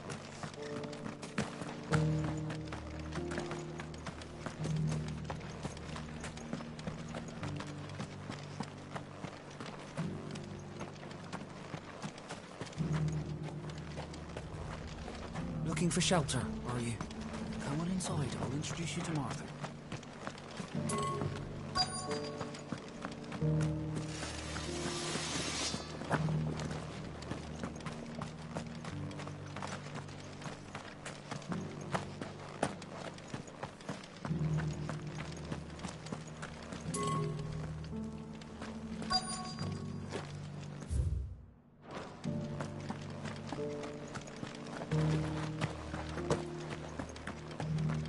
The world seems to be changing so fast lately, I can hardly keep up. But what I do know is that there's more bad news than good. You can tell that just by looking at people's faces. I've got greens of all shapes and sizes. Colours too.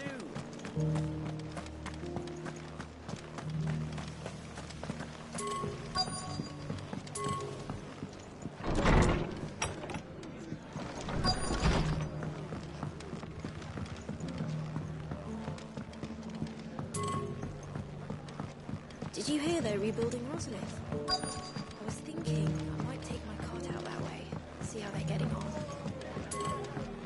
Are the bearers taking well to their new home, do you know? I sometimes worry how they'll manage without me to cook and clean for them.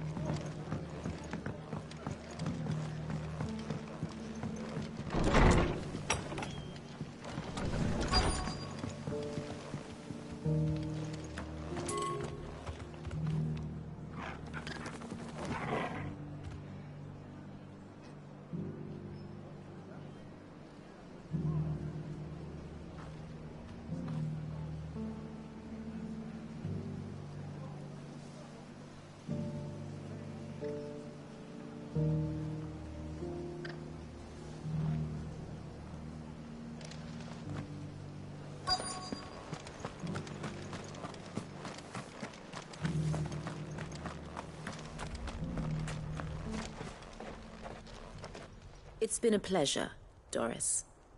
Just like old times. I'll give your offer some thought, my lady. How goes the investigation? Sid, what brings you to Martha's Rest? You. I heard you were out here on your own, tracking our slaver. I trust you're being careful. Of course. And it had to be me. The bearers from the Dragon's Eyrie confirmed a long-held suspicion of mine that the slaver we've been tracking is an old acquaintance. She's no fool. If we'd come in force, she would have spotted us straight away, and then vanished without a trace. That was her just now, wasn't it? So, was it a fruitful reunion? I'd say so. She tried to recruit me. Seems her time in Rosaria is coming to an end. She's abducted bearers from across the region and is looking to smuggle them back into Sambrek. After her brush with those beastmen on the road to Northreach, she hired herself an Imperial escort, which she wants me to join. She's dangerous, Sid, but I think I can stop her. Then I'm going with you. I'll take care of the escort. You can see the bearers to safety. Where are they? The Baum Archers, soon to break camp. You go on ahead. I'll follow once I've sent word back to the hideaway.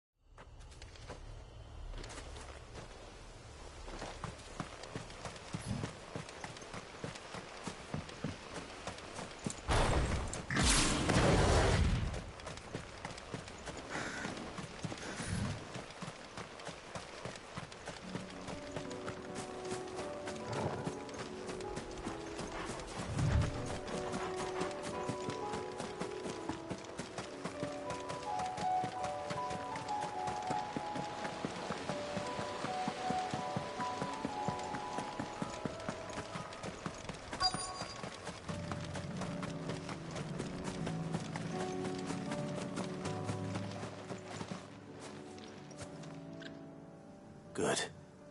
They haven't broken camp yet. How did Doris come to know a slaver, I wonder?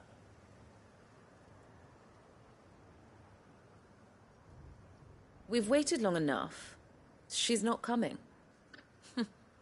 Ready the bearers. We're leaving. Back to civilization, is it, Mom? With all haste, lest any of you lackwits start talking like these feckless bumpkins. I presume your men are ready. We've suffered too many delays as it is, and... Yes, Mom. Oh, but before you go, it appears we have company. Kill him. You're welcome to try.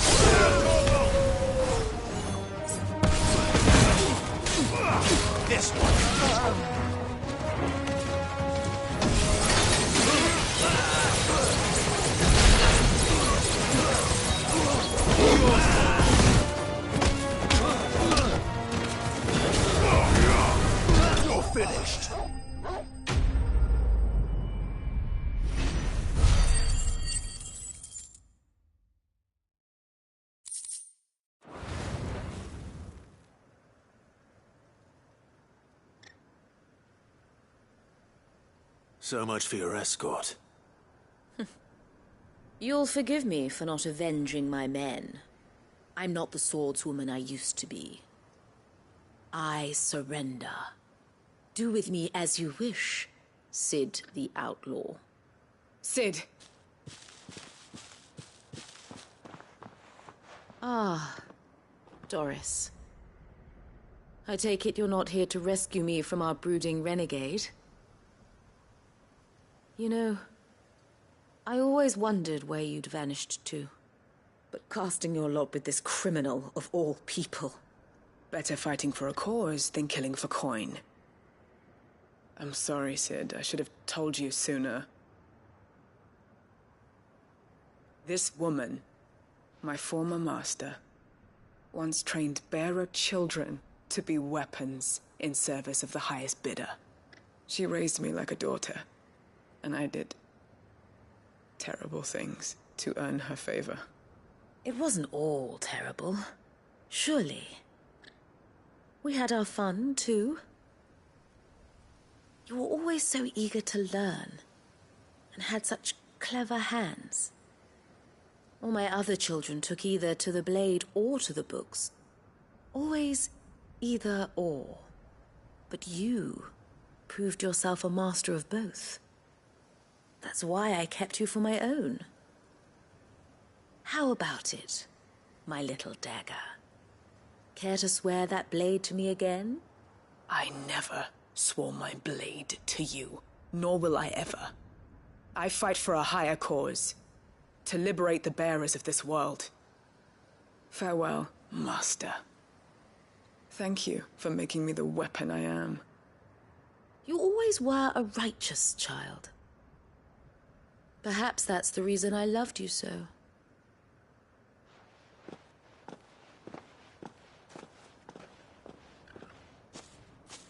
What do you want to do with her? I am not the killer she wanted me to be. Not anymore. And she no longer has friends in high places. The Dame does, though. Her connections at the Imperial Court will see that justice is done. All right. If you're certain. I am. And thank you for everything. Now, I better let these bearers know that they're safe.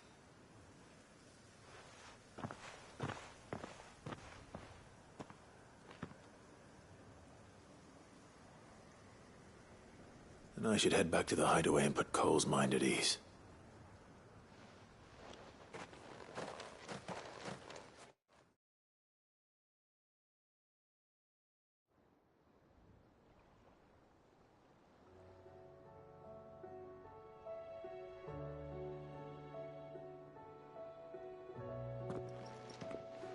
Welcome back, Cid.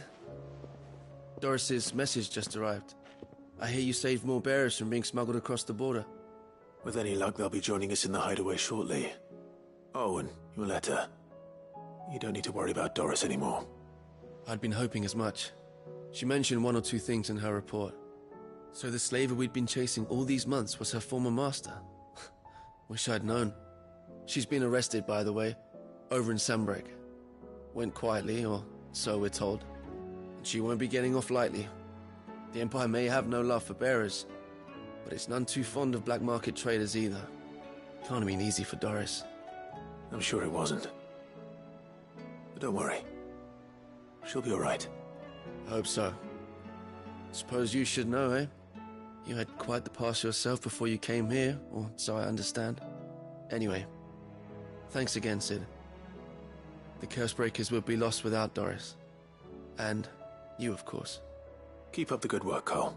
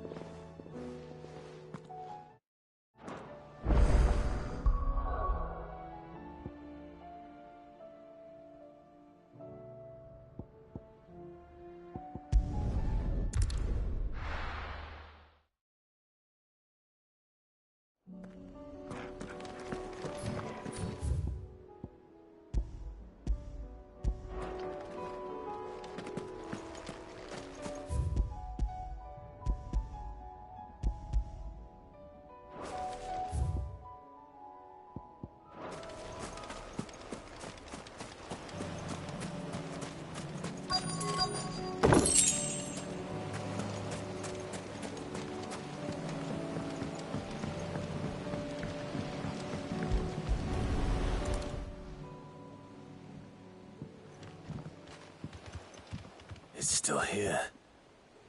After all these years. A lot smaller than I remember. And you're a lot bigger. You might have to swim, boy.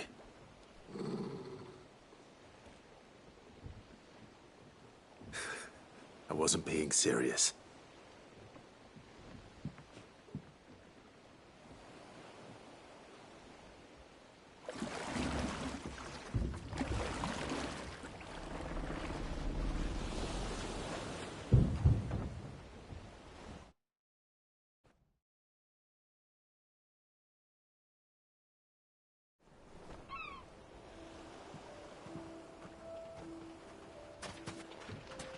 This place hasn't changed at all. The rookery's right through those trees. Come on.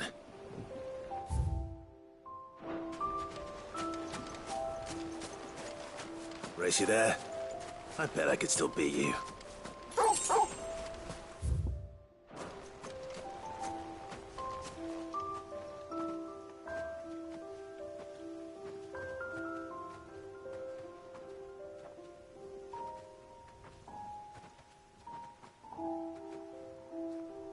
Here we are.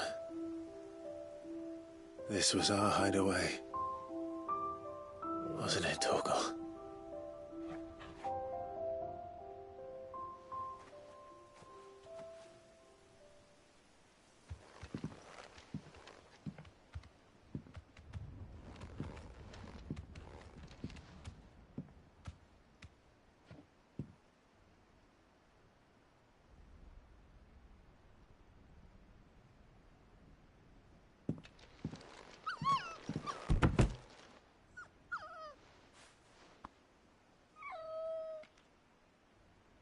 Coming here helped me to forget who I was. Or wasn't. Prince, shield. Son his mother could love. Had I been any one of those things? Perhaps.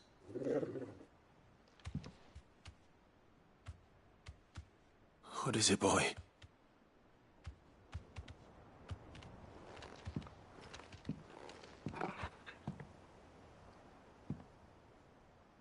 This is all from the castle.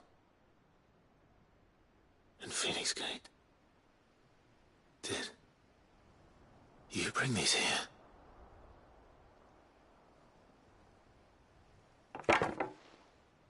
My sparring sword.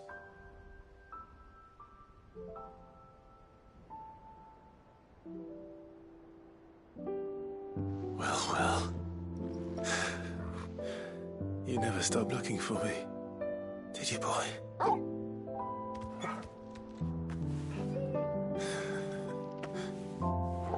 Thank you, Torgal. For never giving up.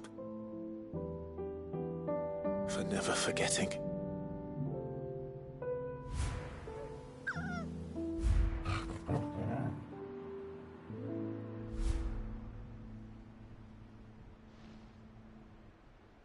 Let's take this with us, shall we?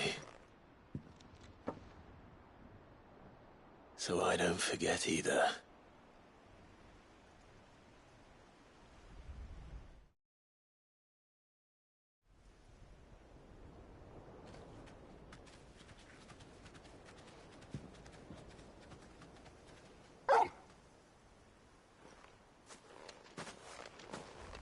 That's not the way back to the boat, Torgal. All right. I'm coming. I think I know where we're going.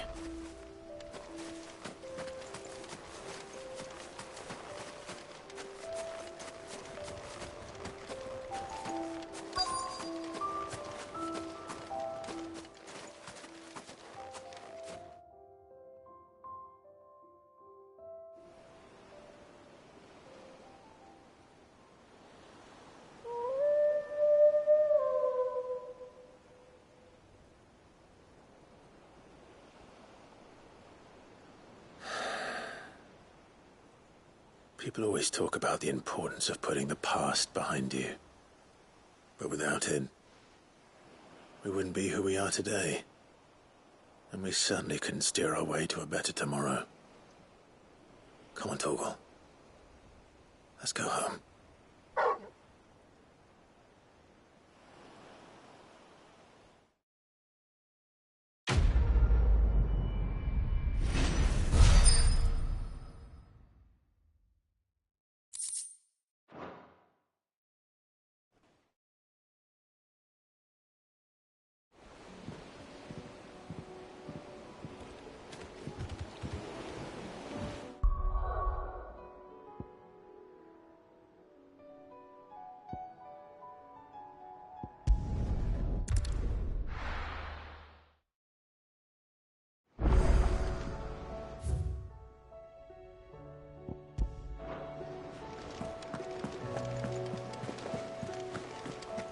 There's something about it.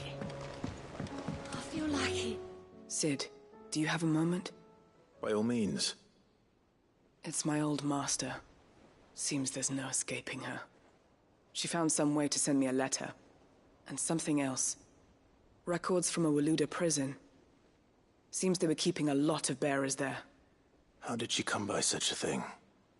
Finding bearers always was her strong point. And it seems the cells of Balmung Dark are full of them. Foreign captives, the masterless. Bearers no one would miss.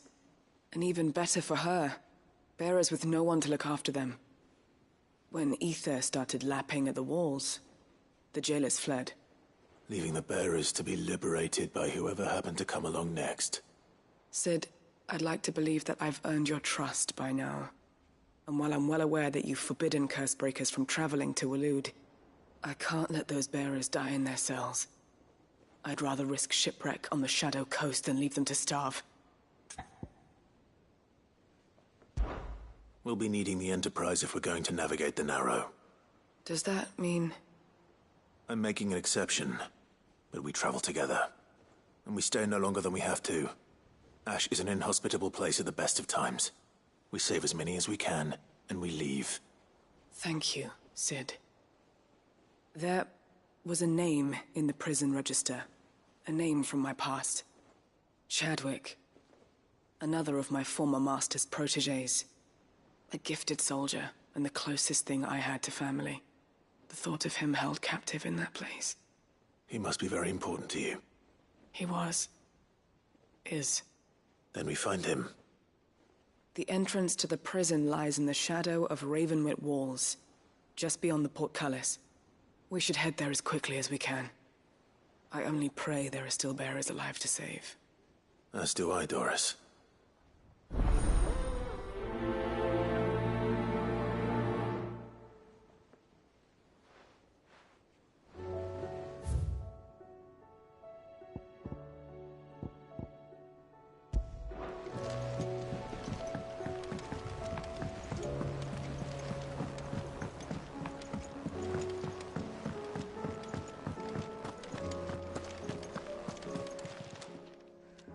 Lady Karen, Goad tells me you weren't happy with our offer. Would you prefer the debt was repaid in coin? What debt? I don't recall lending any of you lot me hard-earned gil. I may have tossed a talent or two in the Hideaway's coffers, but those were donations, and you can hardly call it charity if you go asking for it back. Of course not. But one good turn deserves another. And our circumstances have changed.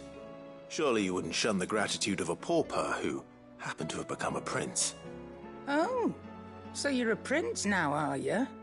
Fine. But I'm selling it and taking what I'm owed, then you're getting the rest whether you like it or not.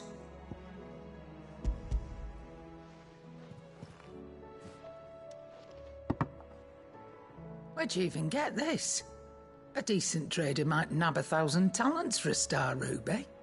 A canny one, meanwhile, might claim it were nicked from the belt of Sid the Outlaw himself and ask twice as much. Might be I already have a buyer in mind.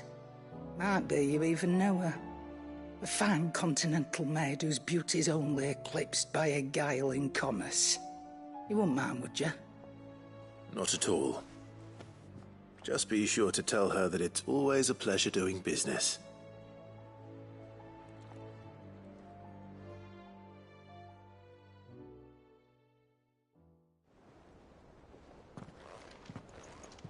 I hear you ended up delivering all 3 stones.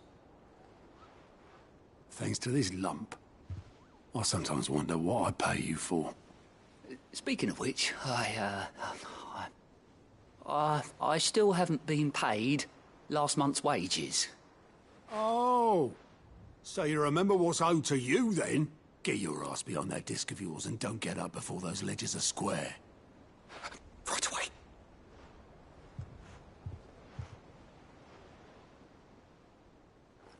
I've seen that before.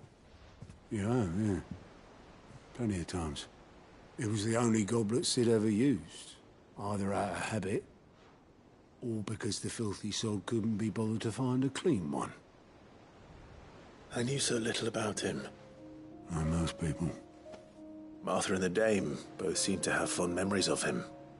I bet they do. How long did you know Sid before he... Before he died. 20 summers, give or take. Back in the day, I was a purser on a trade ship. Which is where I met him. He bought passage to... I forget where. But having nothing better to do on the long nights, we set up drinking island rum till the morning bell dragged me back to my duties. Quit my post not long after that. On account of making a fine maiden's belly fat. But me and Sid stayed close. Promising we'd one day sail the seas again. That was... before fate stepped in. And said she was having none of it. The magic woke inside my son soon after his first name day. And there was no hiding his knack. Couldn't you and your family have... My family were the ones who summoned the constable. Wanted the monster taken away. I couldn't turn my back on him. Forget what I felt. And I couldn't for the life of me understand how they could. Luckily, Sid was of the same mind as me. It was him who stood beside me when all I wanted was to tear the whole world down. Him who cried for me when I had no tears left of my own. Him who swore he'd do everything he could to stop it from happening again. And he was true to his word, too. Left the Royal Army once and for all. His ranks, his ribbons, gone. Just like that. Threw away everything he had. All to right a wrong that no one else had the courage to face. I knew then I'd follow that man to the ends of the earth.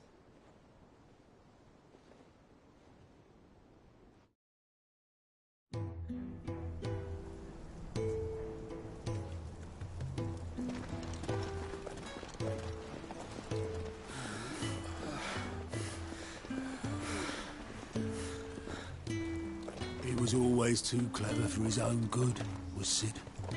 Saw the world for what it really was, while the rest of us were content to go along with the lie we were shown. And it can't have been easy, bearing that burden alone.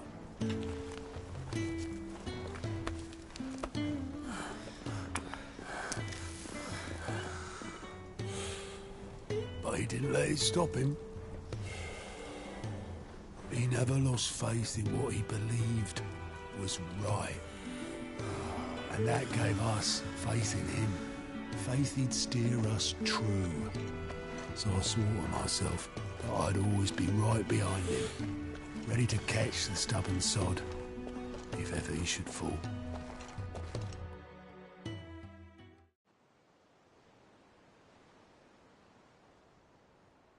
But I couldn't even do that.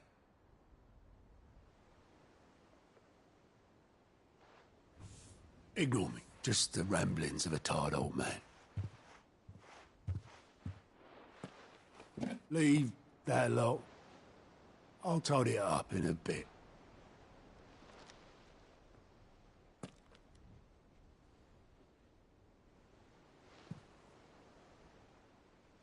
This is Sid's handwriting.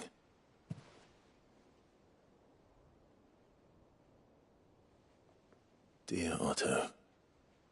I may be drunk, but I wanted you to know this place would be fucked without you. Love you, you grumpy old sod.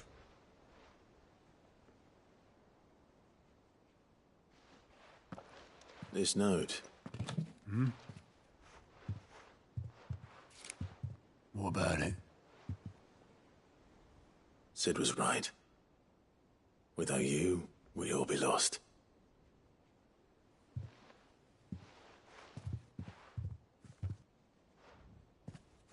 He should have bloody well said so then. Just once. Before he went. But then, why would he? Him, or anyone? I'd only have told him to piss off.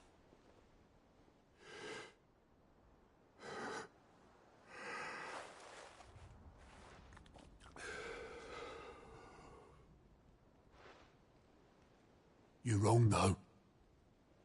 Both of you. It was never just me keeping the hideaway afloat. It was all of us.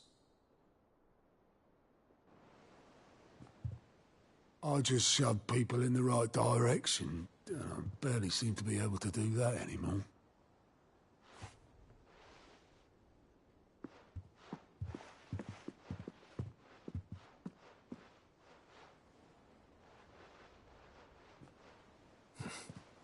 Would you rather Goat were at the helm? Well, maybe I've got a few more years left in me. I'm going to hold you to that, Otto. Before you go, Sid would have wanted you to have this. But that's... This'll do me just fine.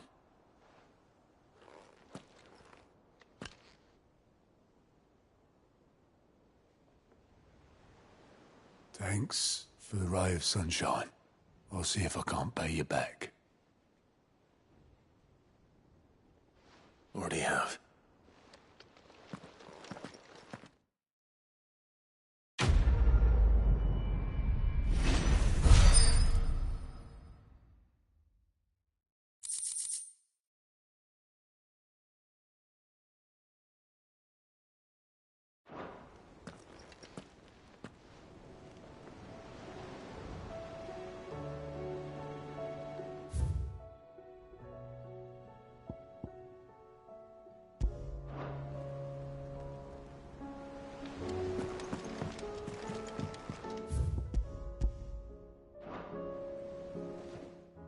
Vivian. I found it. The book you lost.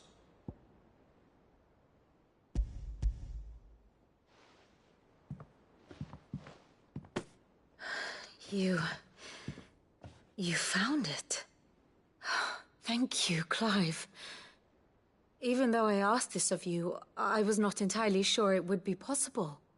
I feared the executors had seized every copy. I met with one of these executors, and I convinced him to let me keep it. He told me something. That the truth is just a matter of collective belief. And that if enough people believe a lie, that lie becomes the truth. It does. But it also means that the truth is not immutable. That it can be changed. Provided that those who wish to change it can convince enough people that their perspective is the correct one. As the sad history of the Bearers proves. You said that the book inspired you to become a scholar. It did. Or its author, rather. She was a heretic, you see. A firebrand and a dissenter. A gallows stood ready for her in every corner of the realm. And by shunning society, or perhaps being shunned by it, she stumbled upon a truth so potent that an entire realm trembled at the prospect of its utterance.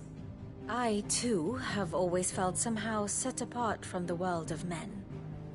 A stranger to my own species. She taught me that my solitude was not a curse, but a gift. And that, though my journey to the truth might be a lonely one, what I found at my destination would be more than worth the cost. Do you still feel that way? That you're not one of us? Honestly, I'm not entirely sure anymore. Since coming to the hideaway, I find my thinking somewhat clouded. Perhaps the result of studying mankind from a rather closer perspective than I had intended. But the more I study, the more I find value in this perspective. In looking not from the outside, but from within. So if you'll permit me, I'd like to continue my work here. Remember, Clive, when enough people believe, belief begets truth. Give the men and women of this benighted world the gift of truth. Make them believe in you, as I do. I'll try, Vivian. I'll try.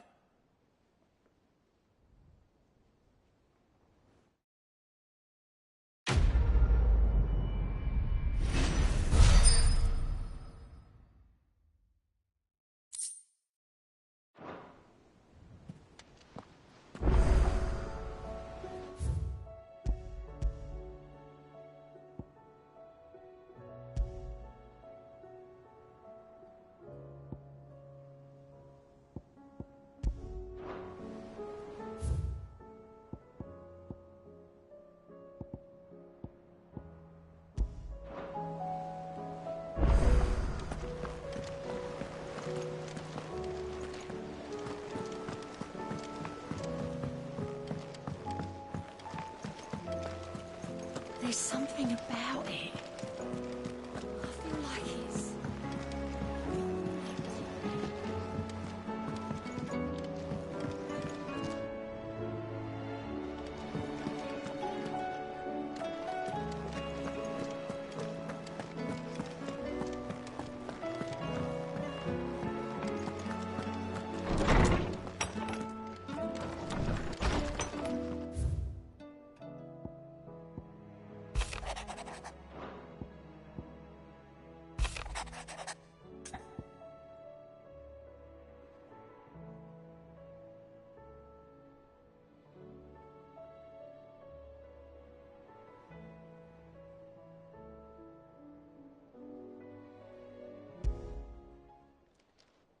It's usually me making demands of Hippocrates. I wonder what this is about.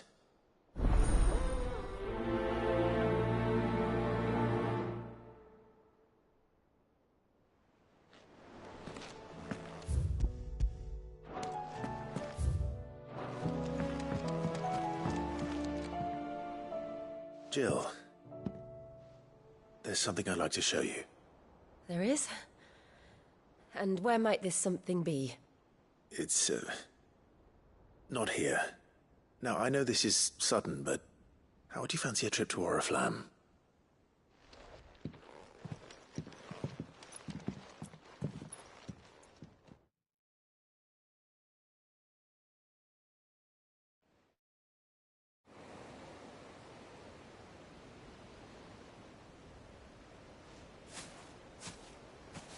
There are so many. This is what you wanted to show me.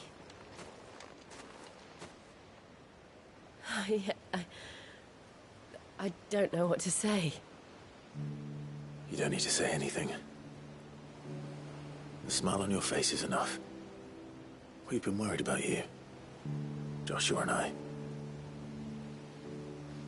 Do you remember when I took you to Man's Hill? Or tried to? How could I forget? You saw me crying and thought a change of scenery might lift my spirits. In the end, it earned me a nasty cough and a stern scolding from your mother. But I felt wonderful nonetheless. I'm sorry. I had no idea what I was getting us both into. But I couldn't bear to see you like that. Before we left, my chambermaid told me she'd overheard your mother talking about my marriage prospects with some of the noblewomen at court. They were debating whether it would be more profitable to marry me off to one of the high houses instead of saving me for the ducal line. No one thought to ask me what I wanted. I was nothing to them. A pawn at best. I felt so trapped, so lonely. I didn't know. But I wasn't alone. You were there. Your hand in mine as we ran for those oaks. And I knew then, no matter what happened, I would be all right. I'll never forget that feeling.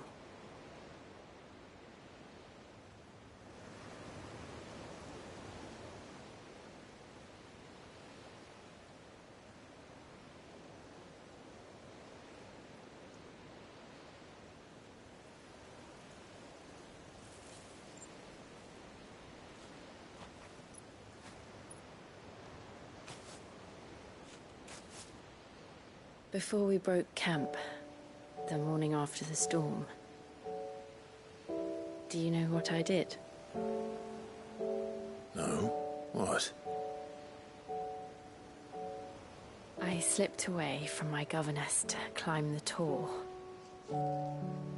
And from there I saw a sea of petals, all reaching for the sun. And I realized that no matter how terrible the night, dawn would always come.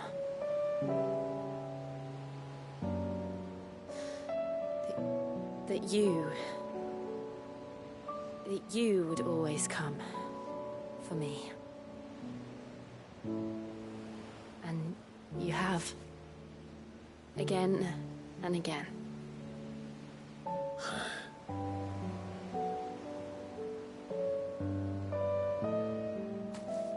Where do you see us?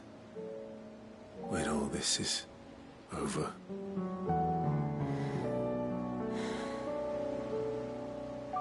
I don't know.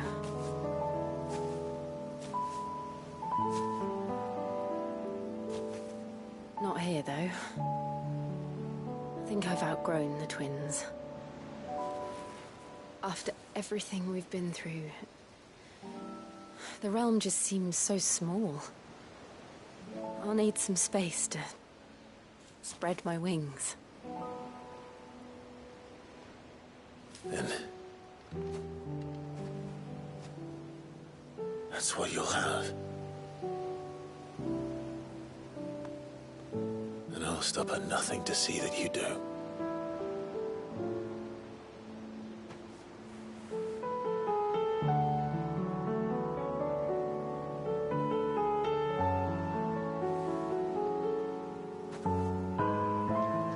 I never was much good at garlands, but it'll have to do.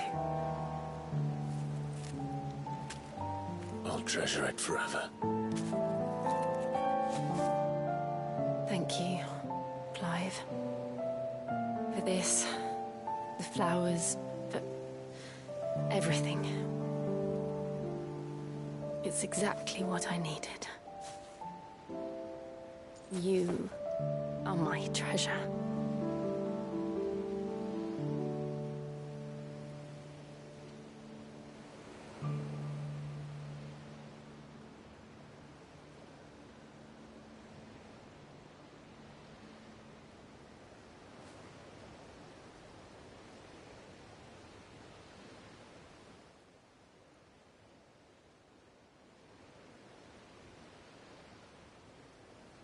We should probably be getting back. I expect the others are wondering where we are. You're right. There's still much to do. And we'll do it together.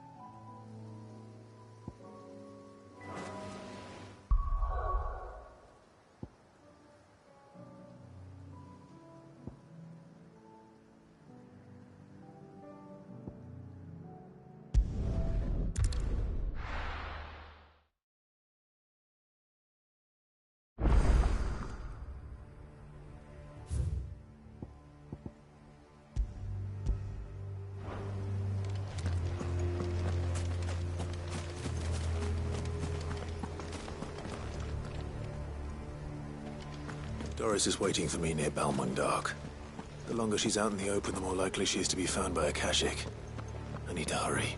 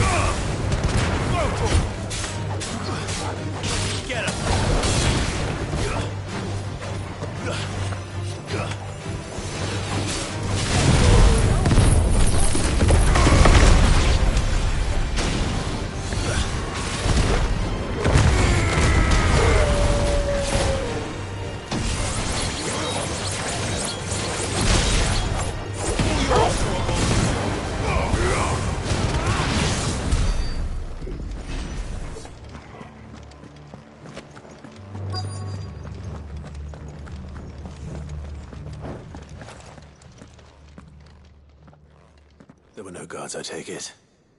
None manning the gates, no. It's a different story inside, though. The corridors are crawling with Akashic. Most likely guards left behind when the Wardens ran. If Chadwick was being held here, I worry that he may already be. Don't give up hope just yet, but let's move quickly. Let me check the ground floor. The ether's stick is there. Then I'll search the upper level. Good luck, Sid. Stay safe.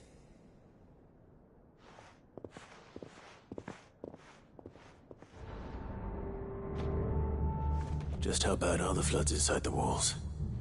Bad enough to turn a bearer? I hope not. We're risking a lot just being here. Better keep my eyes open for signs of life.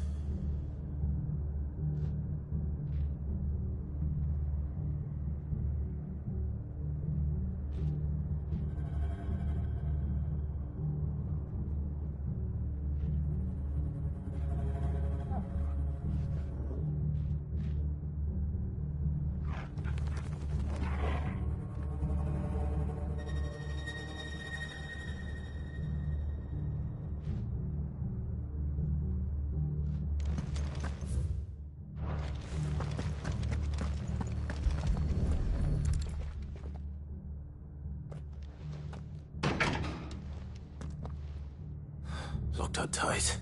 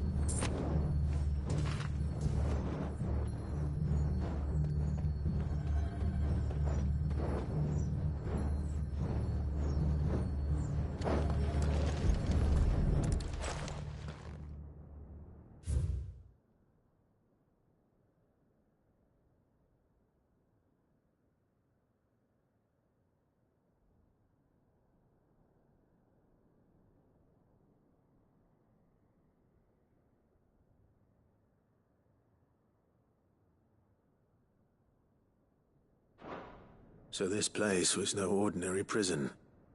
And I doubt they'll have taken the creature with them when they fled.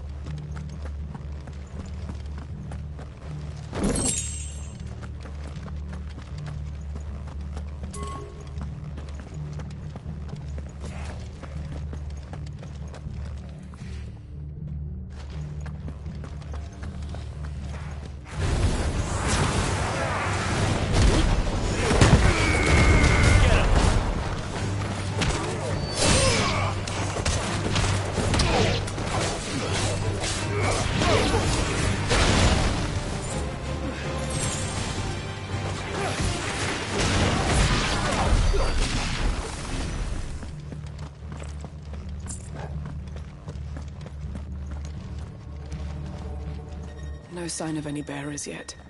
I hope you have better luck downstairs.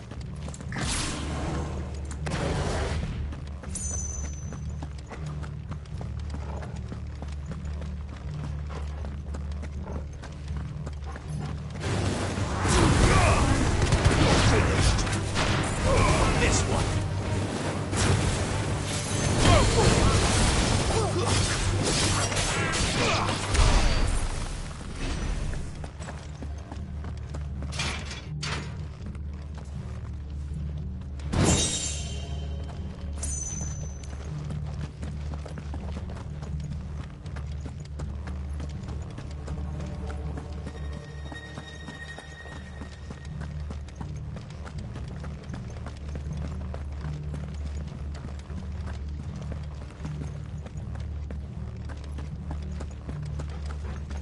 We're not alone. Company.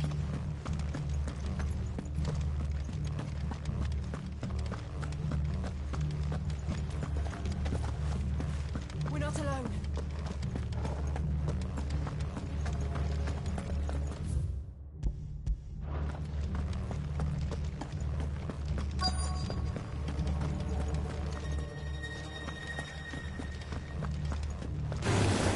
Time to fight.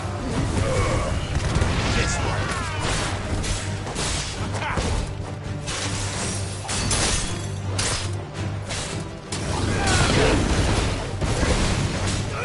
Go for it. Get him.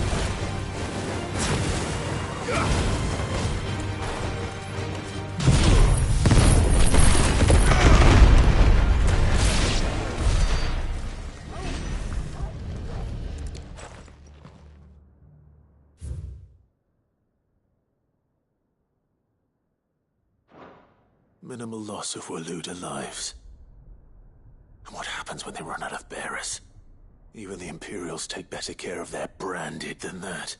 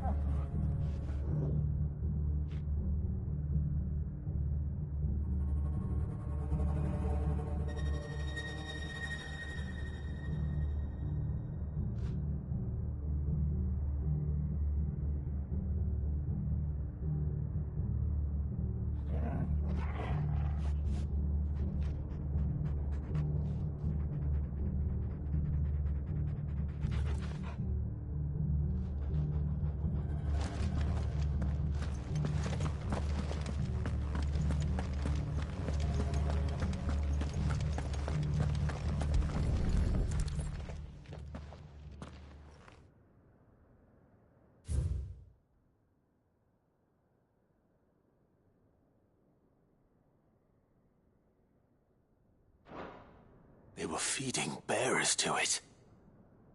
This is even worse than I'd feared. Nothing but a Akashic down here. Hopefully things are looking better upstairs. I should go and see how Doris is getting on.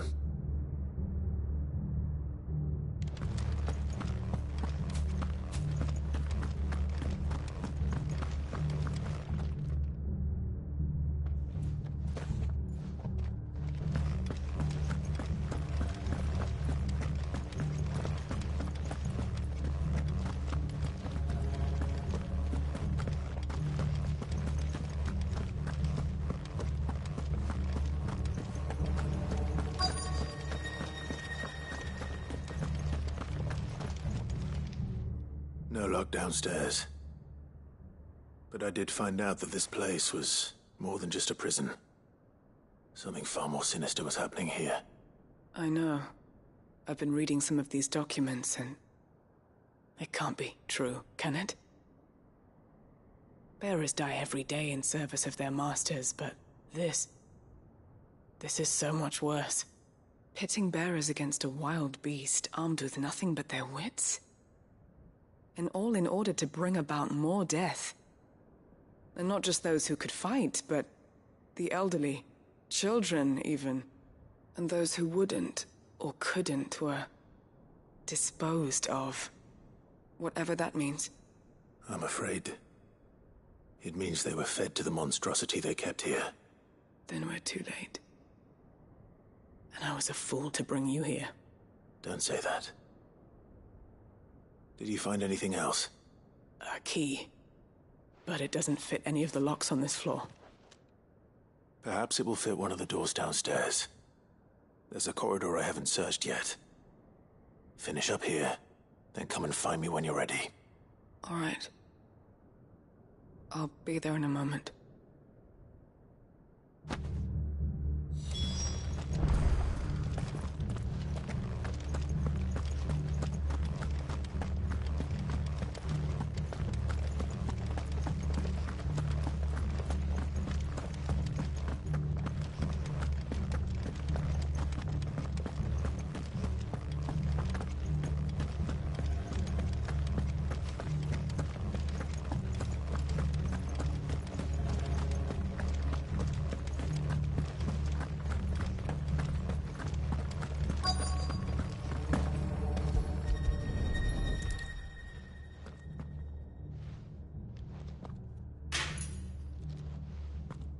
Let's see what we can find down here.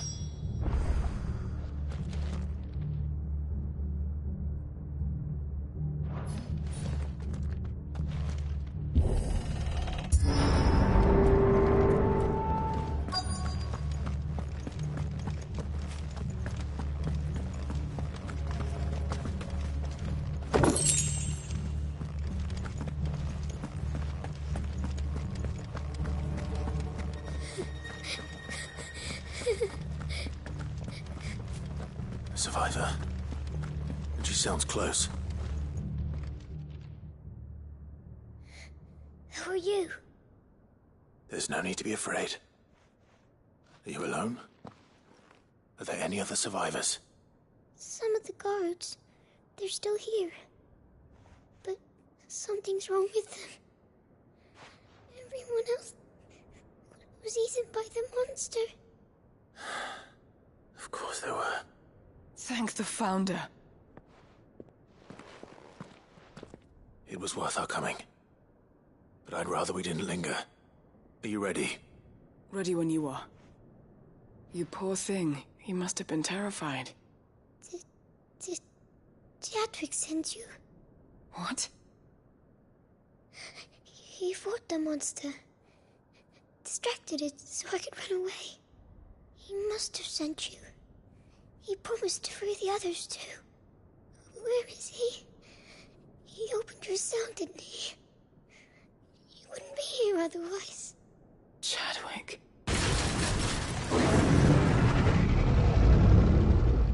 Was that? Monster's back! Chadwick, help! We have to get out of here. Doris, keep the girl safe. All right. You put that bearer-eating bastard in the ground.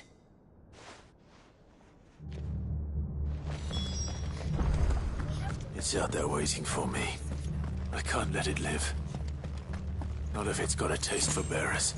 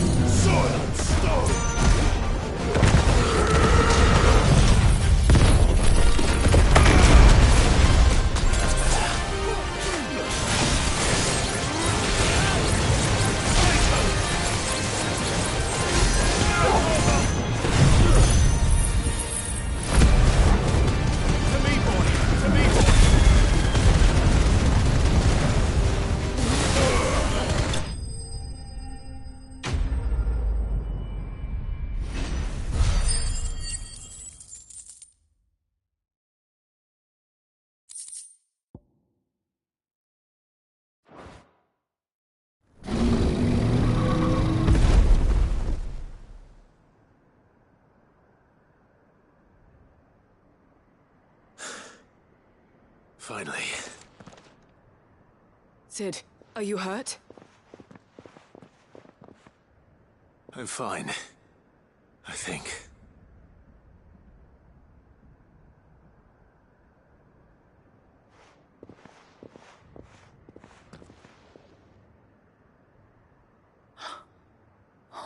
No. What is it? A diary. I gave it to Chadwick before we went our separate ways. He was here. Do you think that creature? I'm sure he fought bravely to the last. The girl is safe thanks to him.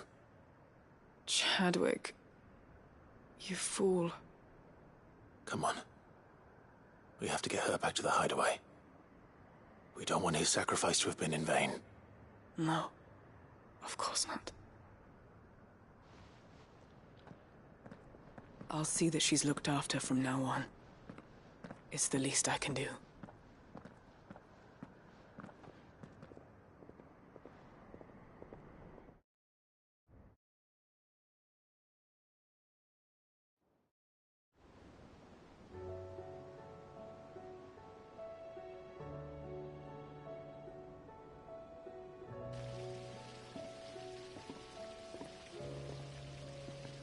From what I hear, you've barely left the girl's side in days. I hope she's recovering from her ordeal. She is. Slowly but surely. She's far tougher than she looks. I thank the flames we found her. If we hadn't... I know. But we did. I'm sorry we weren't able to save Chadwick. There's no need to apologize. Without your help, I would never have found out what happened to him. How he fought to the bitter end to save her. To save Haida Marie. That's the man I remember. The man I thought of as a brother. I wish I could have met him. I'd like to hear more about your past. If you don't mind, that is. Of course. You already met my former master. She trained Chadwick and I to do two things. Kill and obey. We were supposed to be sold to the highest bidder when the time came. But no bid was ever high enough to convince her to part with us. For years, we were her daggers in the shadows. But we could never quite shake our doubts about the things she made us do.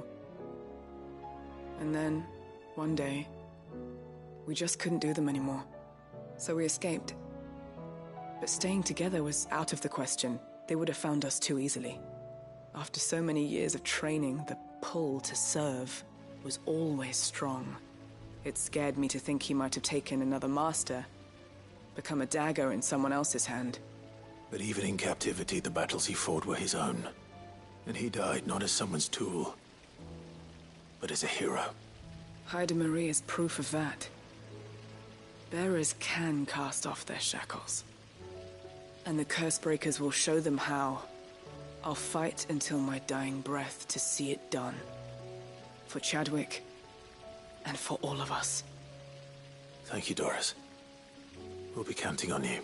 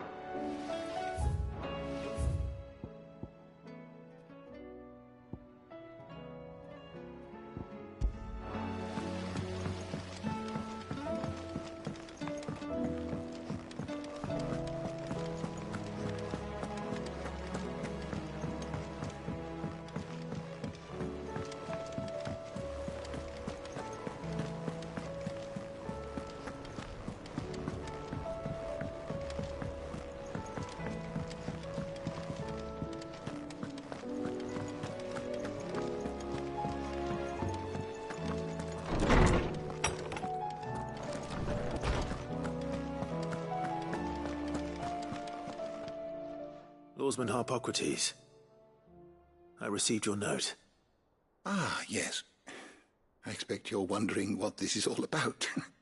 You spoke of making amends with Dion, but I can't imagine what for. Then I should begin by telling you that I was once his tutor. This was some years ago, of course, before I joined Sid in his hideaway.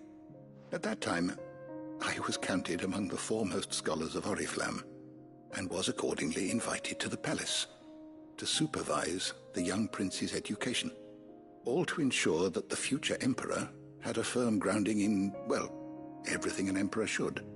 History, religion, commerce, government. Alas, our time together was cut short when Dion left to join the Dragoons, his studies no longer being deemed necessary. I had not expected to meet with him again, least of all here. Have you spoken with him? No, I have yet to find the right moment. His Highness always seems so preoccupied, especially when alone.